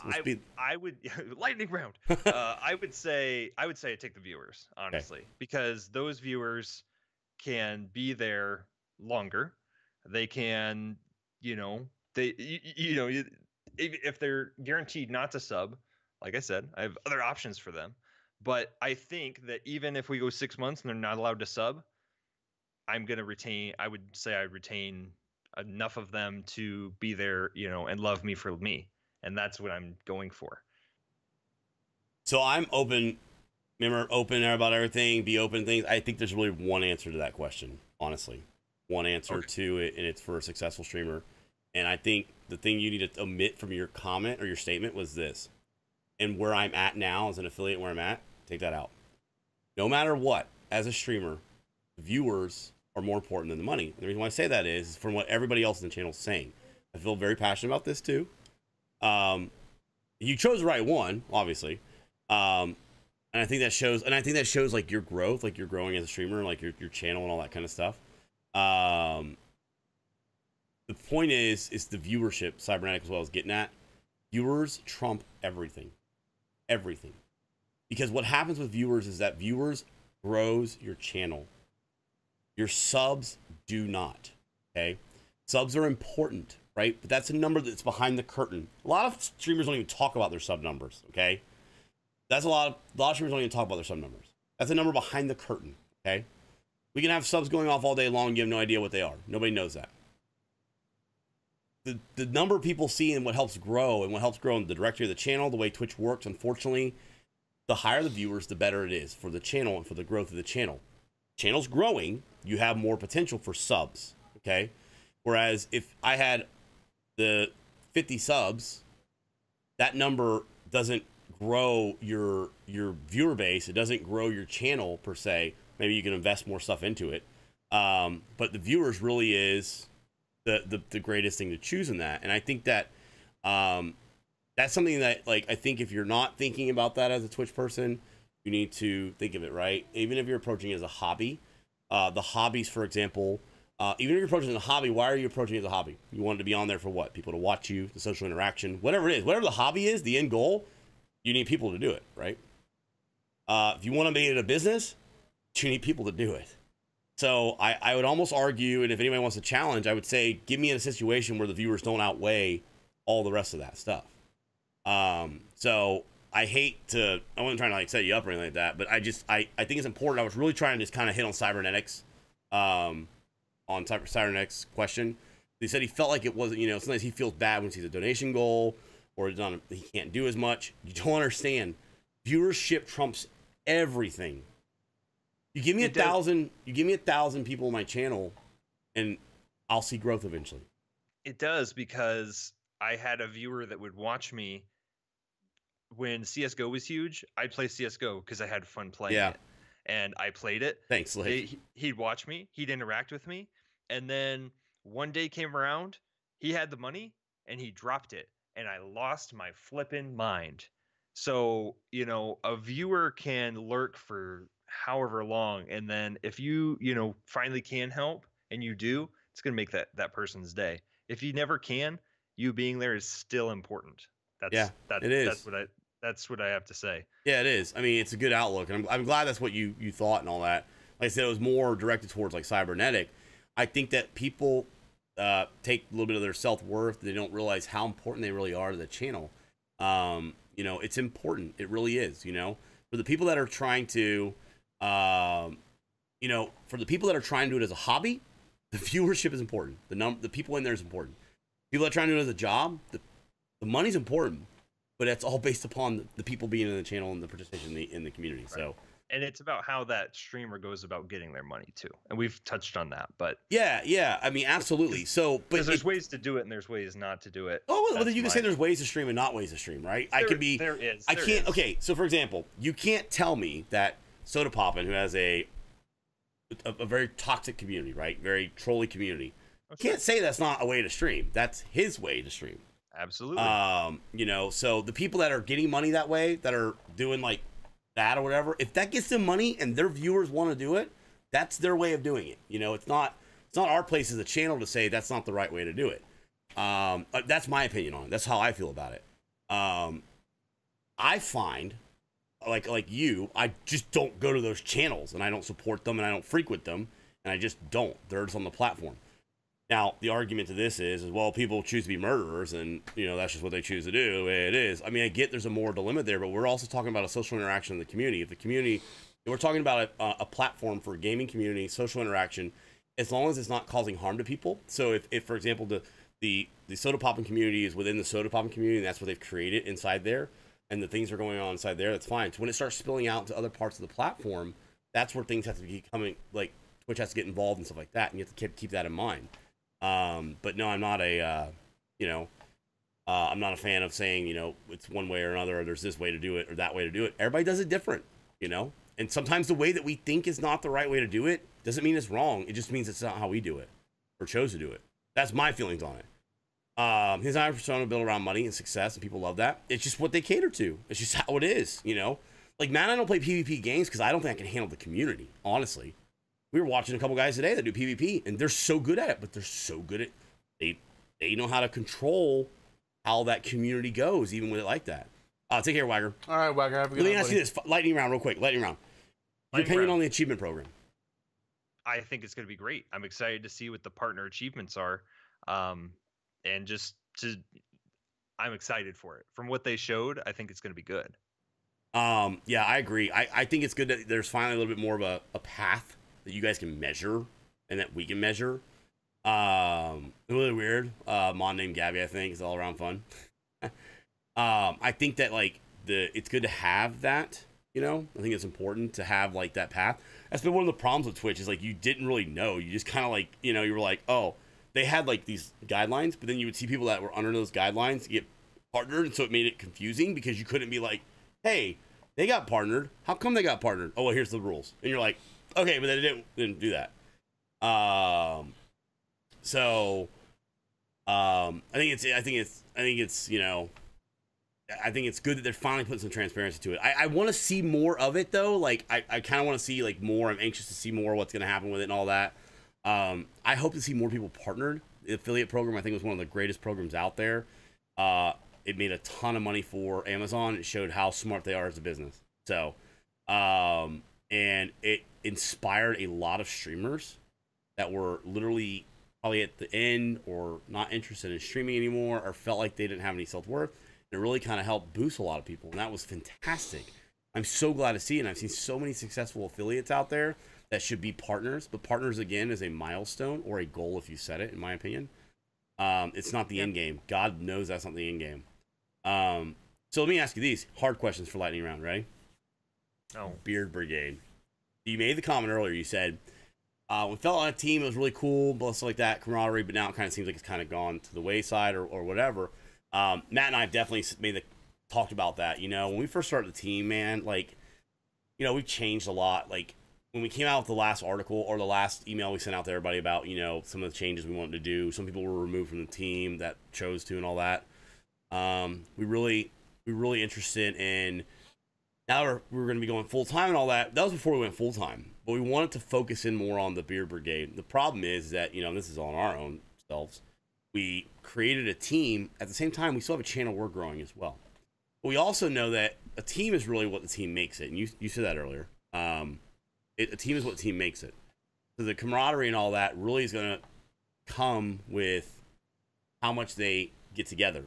We were at TwitchCon with a Beard Brigade member who talked about another like part of the community, the team that he felt like he wasn't real close to. And I said, but have you talked to those people? Have you reached out to them? You know, we can't call ourselves teams if we don't help each other out or don't reach out to each other ever. You know, a lot of you guys on the team don't really talk to us that much outside of the stream or a blurb here or there. Hit us up, man. Let me argue with you or something like that. And my advice is going to be wrong a lot of times, Boomdabah. We're a growing channel too. I made plenty of mistakes. Ask me about Discord. So the point behind it is that, you know, as a team, the idea behind it is to lift each other up and stuff like that. So coming up with the shirts was a kind of way to show some unity. Coming up with the idea of the spotlight, we wanted to kind of showcase people a little bit more. Kind of take away from our stream and say, hey, you know, this is our stream. Come watch it. And the only reason why we do it on our stream is because it's easier to set up the coordination with 30-something other people. You know, so the idea is to bring these people on for people to, like, I want people when they leave here to take away the things from Boomdabah and say, this guy is freaking awesome, right? This guy is awesome, and I'm going to check him out. And I'm not just going to go say hello. I'm not going to follow. I'm going to go spend some hours on his channel just to see what it's like. That's what we want to do. That's all we want to do. We want to get back. We want to talk more about, you know, have people back and do so. The idea of the spotlight's kind of growing even further. The best part is really showing diversity of the team. Having you on was a gem because it really showed how different the team was. And at the same time, even like like when we disagree on something, like on like a topic or an idea, that shows how different Twitch is, right? And how we fought for an hour. Well, but it shows how we all. But I got arguing with drunk enough too, you know, about something. So yeah. Maybe it's not you, it's me. It's definitely me. But the point is, those are good, healthy conversations that have come out that may not come out, and people want to know those, right? They sometimes think these, and maybe they feel one way, but they don't think about what the other side of the table is. And so you get the opportunity to talk about opportunity to talk about it and go back and forth, and it's good discussions to continue having it and stuff like that. It's so good. So the part where we felt a little down was we noticed some things on our team that people not interacting with other people, you know. But there are situations where I can understand it, right? Like, you know, you have a philosophy or community that you cultivated that may not fit so well with some of the people that are on team. So it's important for Matt and I to have a very diverse team, that we feel that everybody on our team is a positive person in the community of Twitch. What I mean by positive, they don't come on, they're not like, you know, or wait, what am I trying to do? What is this? I have like, no idea what you're doing. Those are like antlers. Or they turn on a little smile and they're like, that's not the positivity we're talking about. We're talking about people that are honestly doing good things for their communities. You know what I mean? They come on, they entertain people. Like you said, at the end of the day, you want people to have a place to come to and have an entertaining time, right? I'm just going to do that. Because it's literally like going to be Horde Night. And so the idea behind it is that we were going to have a place that people can come on and find teams that the people that we like, and we're like, hey, check these people out. These are people that we like a lot that we've watched out.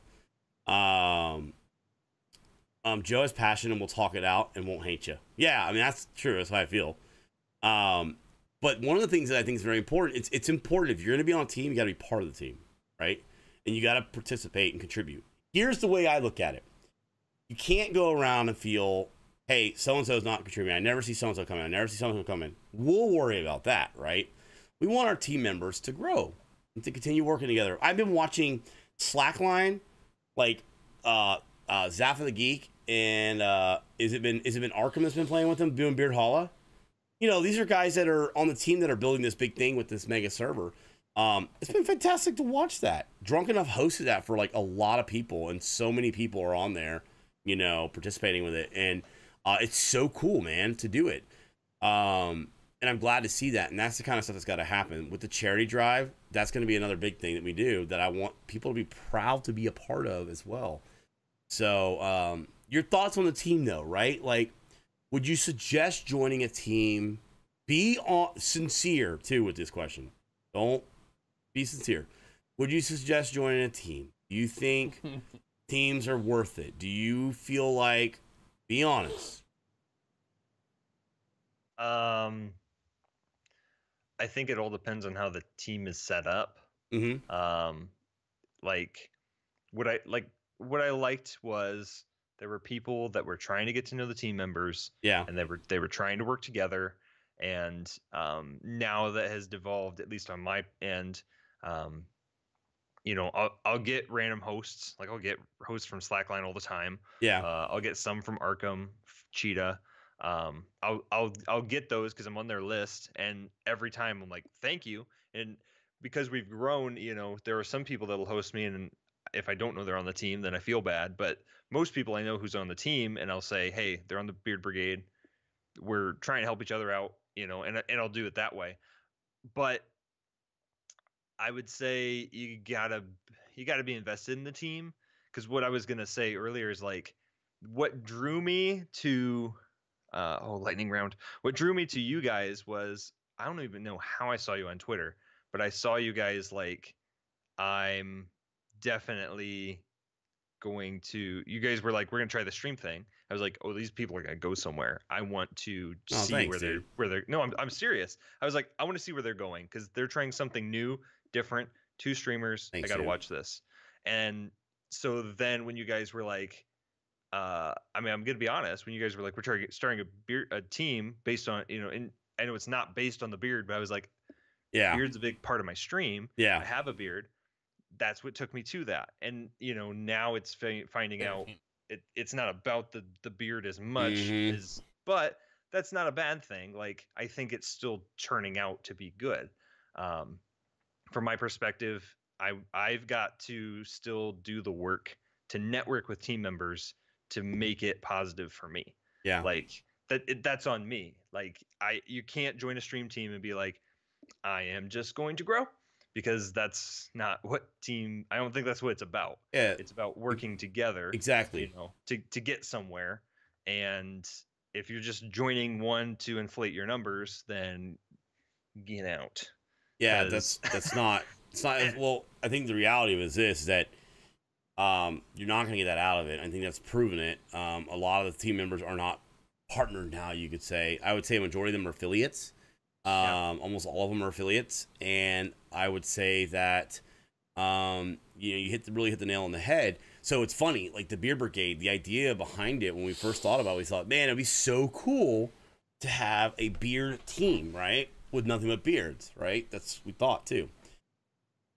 Problem we realized was it kind of went back to the open mind. It was there were so many cool people that we knew also that didn't have beards, and that were also ladies as well that didn't have beards, and it was like, okay, well now what am I gonna have? I'm not gonna open the door and exclude these people on it that are awesome as well. So unfortunately, like the idea of the Beard Brigade changed. Do I think it'd be cool to have just a beard team? Yeah, absolutely. But at the same time, all I could think about over and over and over was all the awesome people that we would be excluding from it. So it was really hard because there's this one hand where I'm like, oh, yeah, from like an aesthetic look, I think it'd be really cool. All beards, But unfortunately, the other side, I just couldn't get over that. And I had a hard time with it. And it kind of sucked because I really like that other idea. But that moral dilemma of, well, I can't have multiple teams. And I felt this one was greater to have the people. And that's when we kind of changed the idea of why we developed the team and what we wanted to do with it. Hey, Drew, how you doing, man?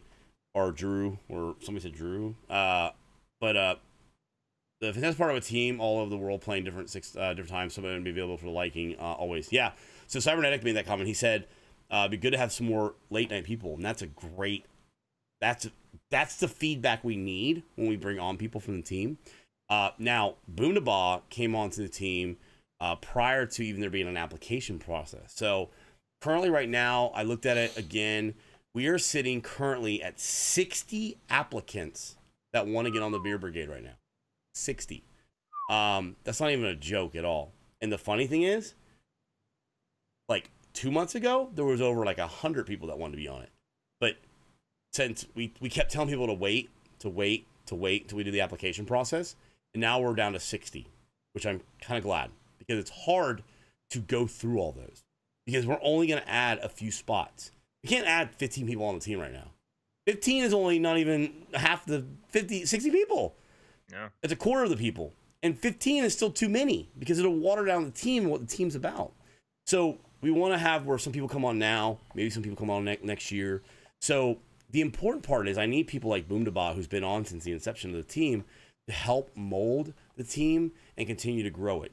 I would challenge you and say, look, dude, with this Beard Brigade, we're serious about it. Okay. Matt and my door is always open as the team leaders or whatever that you want to call it. We want it to be something that you're proud to be a part of, and that you walk away and the answer is, no, it's one of the best things I ever did for my Twitch career. I learned a lot about it, and I met a lot of cool people and stuff like that. And the reality of it is that's on us to make that happen. But then what the team ultimately becomes is on the members of the team themselves, right? So it's up to the management to put all the good players on a team for like the Yankees or the Rays, but then it's up to the players to play the game, right? So you guys have to do it. We assemble a team, we put you on here, we give you tools. I need like team members to be on there and doing it together and conversing, camaraderie, and having an open door. I mean, and talking with each other and helping each other lift each other up. I think it's important, man. It goes back to a lot of people like to say that we're not enemies or whatever, we're coworkers and all that. Yeah, look, just support people, support your fellow person, you know? During the day and during the night, that we always have someone on that can help you out. Yeah, absolutely. Absolutely. Just means you guys are cool. No, God, no. That's not at all what it is. But works not works for everybody else, not work for everybody. Yeah, so that's one of the challenges as the leaders of the team that we run into, is that we try to put a diverse team together, right? So we're trying to grow that team. Like you said, you know, the problem was a majority of them were 7-day streamers. That was because the majority of the time, that's what we were streaming. So we only knew 7 days people, you know? And so thankfully people like Boomdabah, you know, like Rockzilla is like a recent thing, but Sultry, you take people that don't play, they've played 7 days, but that's not their main jam. Joss452, Atomisk, those people add an element to the stream team that we were looking for, and that's the diversity of the stream team and to grow that stream team so that it's out there and it appeals to lots of people. And the idea behind all that is that if all people bring their communities together to the stream team, we expose people to more games, we expose people to more streamers, we expose people to more opportunities for growth, you know? So that's what we're doing. Did Joe have a toothpick in his mouth? Yes. So that's Joe never have a toothpick in his mouth? Nickelback, we're actually gonna have orange beards tomorrow too, because Eve choose her legendary beard colors, and we're gonna be jack-o'-lanterns tomorrow. I may still be one from tonight because of the fact that I can't get it off my face. But anyways, I really mean it, man. We're really excited that you're on the team. I think you're a fantastic addition, and I think that like you're very diverse on the team, and I love it so much that you're on there. I'm glad we got to learn more about you, dude. I want to sit down and talk more. I want to have like more discussions and talk. Please do not be a stranger to us outside of streaming. You know, I promise you that we'll make an effort to make sure that our team members are getting priority. We get messaged by a lot of people that there's a priority to our team members. You know, if you need something or you have a question or need help, God, maybe you want to tell me to change something because I'm doing something that you think is maybe out of place or wrong. Please feel free to tell us. You know, Matt and I are always open to listening to different styles. Boom may have the next big idea that will be great for Bearded Guys Gaming to improve their... No, you never know, man. I mean, that's the truth. So, do you have any questions for us that you want to ask? I know we're up against the clock, man. I apologize.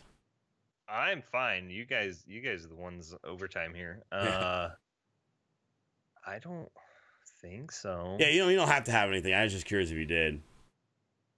I was working on it, but no, I don't think so. What about you, Matt? We want to make sure that we continue to push the team, right?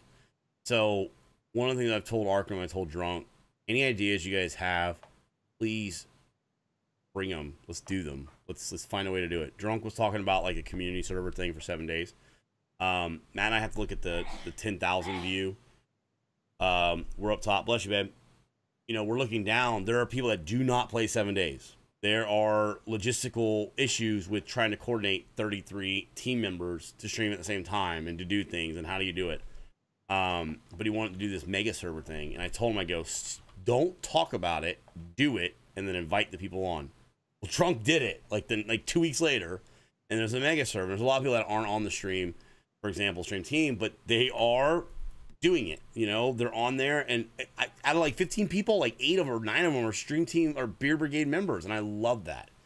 You know, is to bring the team back in a year or so again, see what's changed. Yes, that would be a great idea, sweetie, to bring back and see, you know, what differences they have and stuff like that, and they're like where they're at now. I'd love to see where Boom is in a year, you know. I mean, obviously I'll know more because he's on our team and we'll talk to him, like, you know, and stuff like that. But I will not lie, there are some people on our team that I feel like don't approach us very much because maybe they don't feel really close or they don't know us real well. You know, they saw the team. Just good friends, Nickelback. They saw the team, they joined it, and they were like, "Hey, I'm interested in it." But we want to get to know guys. You know, we want to get to know our team. We want to grow that team so that people that you're ambassadors for us and we're ambassadors to you. You know, someone comes in and says, "Man, you know, I really like Size Channel. I like Clean Streams." I'm gonna be like, "You know what? Have you seen our team member Boomdabah yet? Have you seen this yet? You want to see a wily old veteran that streams 24, 48 hours? Have you checked out Drunk Enough?" You know, that's what we want to do. That's what's important to us. And that's why we're on Twitch. We approach this as a business model. It was a business model the way we approached it. We actually didn't approach it to make money per se in the sense of a full-time job, but we approached the business side of Twitch. And now where we're at now, and things have changed and stuff like that. But you know, that's what we're doing with the team. We're trying to change that as well. So, what growth and also what felt. They feel any changes and stuff like that. Seems to learn. But it was a blast, guys. If you're not following Boomdabah, please do me a favor and do that now. Appreciate you hanging out tonight with this on this. It was great. I feel like we're not even really done with Boomdabah. We want to touch the surface of things. So, I think 944. What's that? We made 944. Did you really? Right. Well, that's I was at 911 at the beginning of the night. All right, That's guys. nuts. There's like 60 of you, 70 of you that didn't follow him yet. Give him a follow. That's nuts. I was thinking about starting a separate bank account for my Twitch channel. Is that a good idea? Yeah, your Twitch channel. Yes. I highly suggest it. So for tax purposes and all that kind of stuff, it gets easier to start.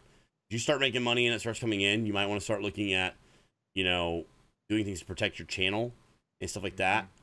It's definitely a good thing. Get a business PayPal. Don't have it say your name if you're worried about that kind of junk. So it's funny you said that. So I also agree with you on that too. Keep in mind that there are people that are going to look you up and find you too. So that is very true. So if you're very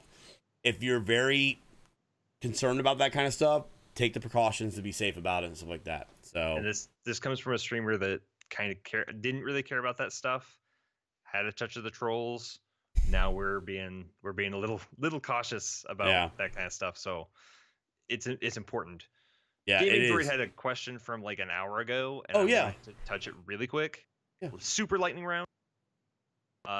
They said, I'm not gonna scroll all the way up. Oh, it said it's about collaborating with viewers and stuff. Oh yeah. And it just depends. If someone jumps in and like wants to play a game with me, depends on the game. Like I said way earlier, I always give them the spoiler, the shakedown, and I say, hey, if you're gonna use voice chat, this is what I'd like your voice chat to be, because it's my stream and this is what I want to display to other people. And if people can follow that, I'll usually let them play. Like I said, I'm trying to network, but I have to be careful with who I network with. So I'm always down, you know, if people give me the time of day, I want to at least try to give them the time of day, because that's what respect is all about. So it just kind of depends. But I've been burned a lot by people too, though. That'll come in and be like Joe said, you're the best thing ever, and then they're gone within a week, 2 weeks, a month. It's true, you know. And I've even like made those people mods. It's like, oh well, you're here every day. Here, be a mod. And then they just wanted to take advantage of my sound effects, or they just wanted mod powers. They didn't want to be a part of things. So yes, I'm just more choosy with how I do that kind of stuff now. Yeah, you know, so from our perspective on it, I've told people I'm actually terrible about collaborating with people because I'm really bad about talking with people on channels, and like finding people to talk to, or like I have a hard time talking in Discord with somebody. Like for example, like tonight I haven't played at all. You know what I mean? Matt was playing, and then I essentially just talked with you the whole night. I can't play and give you the attention I need because my ADD doesn't allow it. I kind of like all over the place. And so when I collaborate with people, I have a really hard time. So it kind of makes me come off like a dick sometimes. Like, I don't want to play with people or other streamers. And it's like, no, I'm just really bad at it. It's either I don't do good by my chat, right? Or I don't put myself in that position where I am streaming with somebody else. And then I'm neglecting that person or the chat. So it's really hard. It's like on tonight, on the Beer Brigade Spotlight, it's kind of come to where we're with the chat. We're like, hey, chat, you guys know we're doing a spotlight, so we'll address the things we can. But my focus is really for Boomdabah tonight. But with the viewers, Matt and I really, when we first started streaming, we fell into the trap of, I don't mean to call it a trap, guys, but it can be, where people are like, hey, I want to play with you. And we're like, all right, man, we want to make them happy. We're like, yeah, dude, let's do it. Come on and let's play. And next thing you know, it's like, they're teabagging your head because they think it's funny on stream. And it's like, okay, well, you actually just brought nothing to this channel. And, it was, not good, yeah, bearderguysgaming@gmail.com, or you can go to our website. There's a contact section. You go to the website. There is a contact section that basically has the a form you can fill out, and it basically just send us information. Matt and I get it right away. So we've fallen into that where we want to like please like the people, and you're like, hey, I want to, I don't want to make them upset. I don't want them to go anywhere, and then it actually ended up being worse for the channel than what it would have been for good. You know what I mean? Yeah. So I mean, I wholeheartedly agree with it. And I would love to do more collaborations. That's one of the things we're going to try to do. A little more collabs with, the stream team members. Again, it goes back to the game. It's really hard, right? Like PUBG, I think is an easy one to do. St. Chops is like, hey, come play PUBG. And I'm like, that's an easy one to do with team. Get a couple guys on comms, and then we just play with you guys. That'd be cool. Yep. And by the way, you got chicken dinner, so maybe you can give me some. Because nobody else has been able to give you chicken dinners. You have to literally drag me, though. I usually die right at the beginning. Did you say that I need to fill out 30 some more applications? No, we have over 60 applicants right now. So, on the note of the Beer Brigade, guys, I don't want to also I don't want people to feel like if they don't make it in or they're not on it, it's very important that you keep your head up. It's just a goal to work towards if you want to work towards that goal. It's a growing thing. Like, Boom gave it to you straight.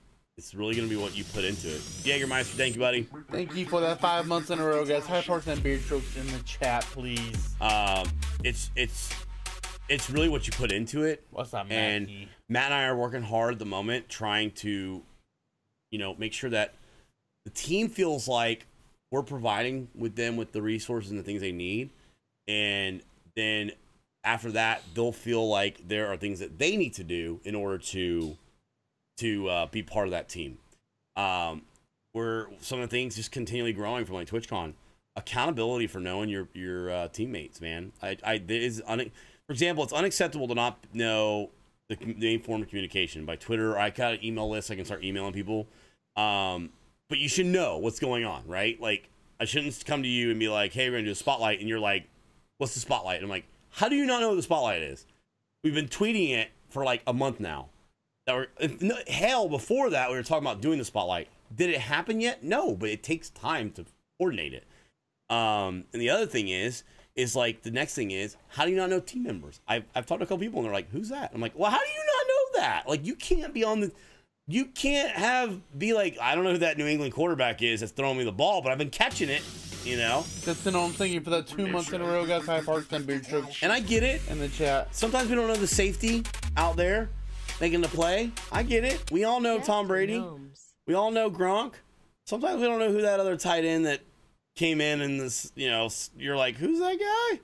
But, that's going to be something we're going to challenge our team members with, look, I don't want to hear, that they're not going to get anything out of this, because Matt and I are starting to put more into it. So we want to make sure that is happening. Again, I want to, again, thank Boomdabah. Seriously, dude. Learning so much more from you tonight. Dude, so cool, bro. Seriously. Mad respect for you, too. My wife's going to be, like, super excited to hear more about your background, too. That's really cool, man. My youth pastors never were on Twitch, so that'd have been really cool. You know what I mean? So next week we've got CB the Great. Or no, we got Josh 452 next week. Oh my God, dude. Saint Chop said he was next week, and I've been saying we're gonna have a heathen next week, and it's Josh 452. I have essentially called, I don't even know what I'm doing. I have essentially called Joss a heathen all night, and it's not even St. Chops. He had the schedule up all night. Get your facts straight, Joe. Like, okay, right? So, this goes back to what Joe was saying a minute ago about knowing who your teammates are and stuff like that. So, know who you're interviewing. Know who you're interviewing so that you don't run into this embarrassing moment. So now I'm going to have to go and cut this part of the video out. No, I'm going to have to explain to Joss, if he goes to watch this, why I was calling him a heathen. Thanks for the host. God, I've been calling Joss a heathen all night. I'm mad at St. Chops. I'm going to take him off the list.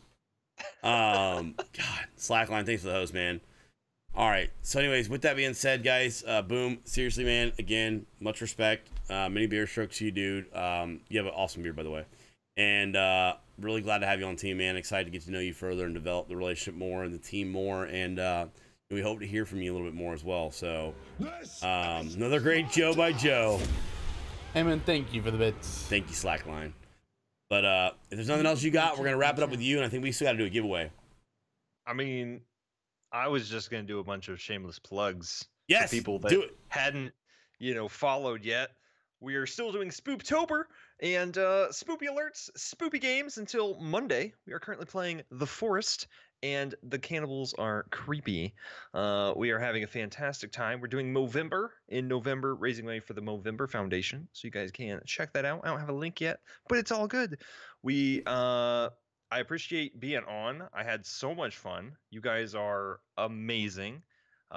Beard strokes in the chat, please and thank you.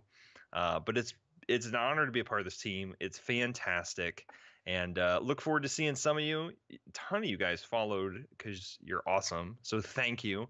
And I'm sure with it only being October 27th, that we'll get to 1K by Christmas. I am sure of it. Yeah. It'll be fine. It'll be that great. needs to happen. That needs to happen. So, again, dude, seriously, thank you very much, dude. It means a lot. Been fun. Been good. So, all right, dude. We have a good evening, and we are going to do a giveaway real quick. I think still, were you planning on that? Or I should not have said that. Don't we do them every Friday? Yeah, that's fine. I was just saying, we're supposed to do them on Sundays too. But, oh, not those, but other things on Sundays, and we don't always. So, I was just saying. All right, we're gonna do a giveaway, so nobody go anywhere real quick. Thanks, and, Boom. Boom, thanks a lot for hanging out, dude.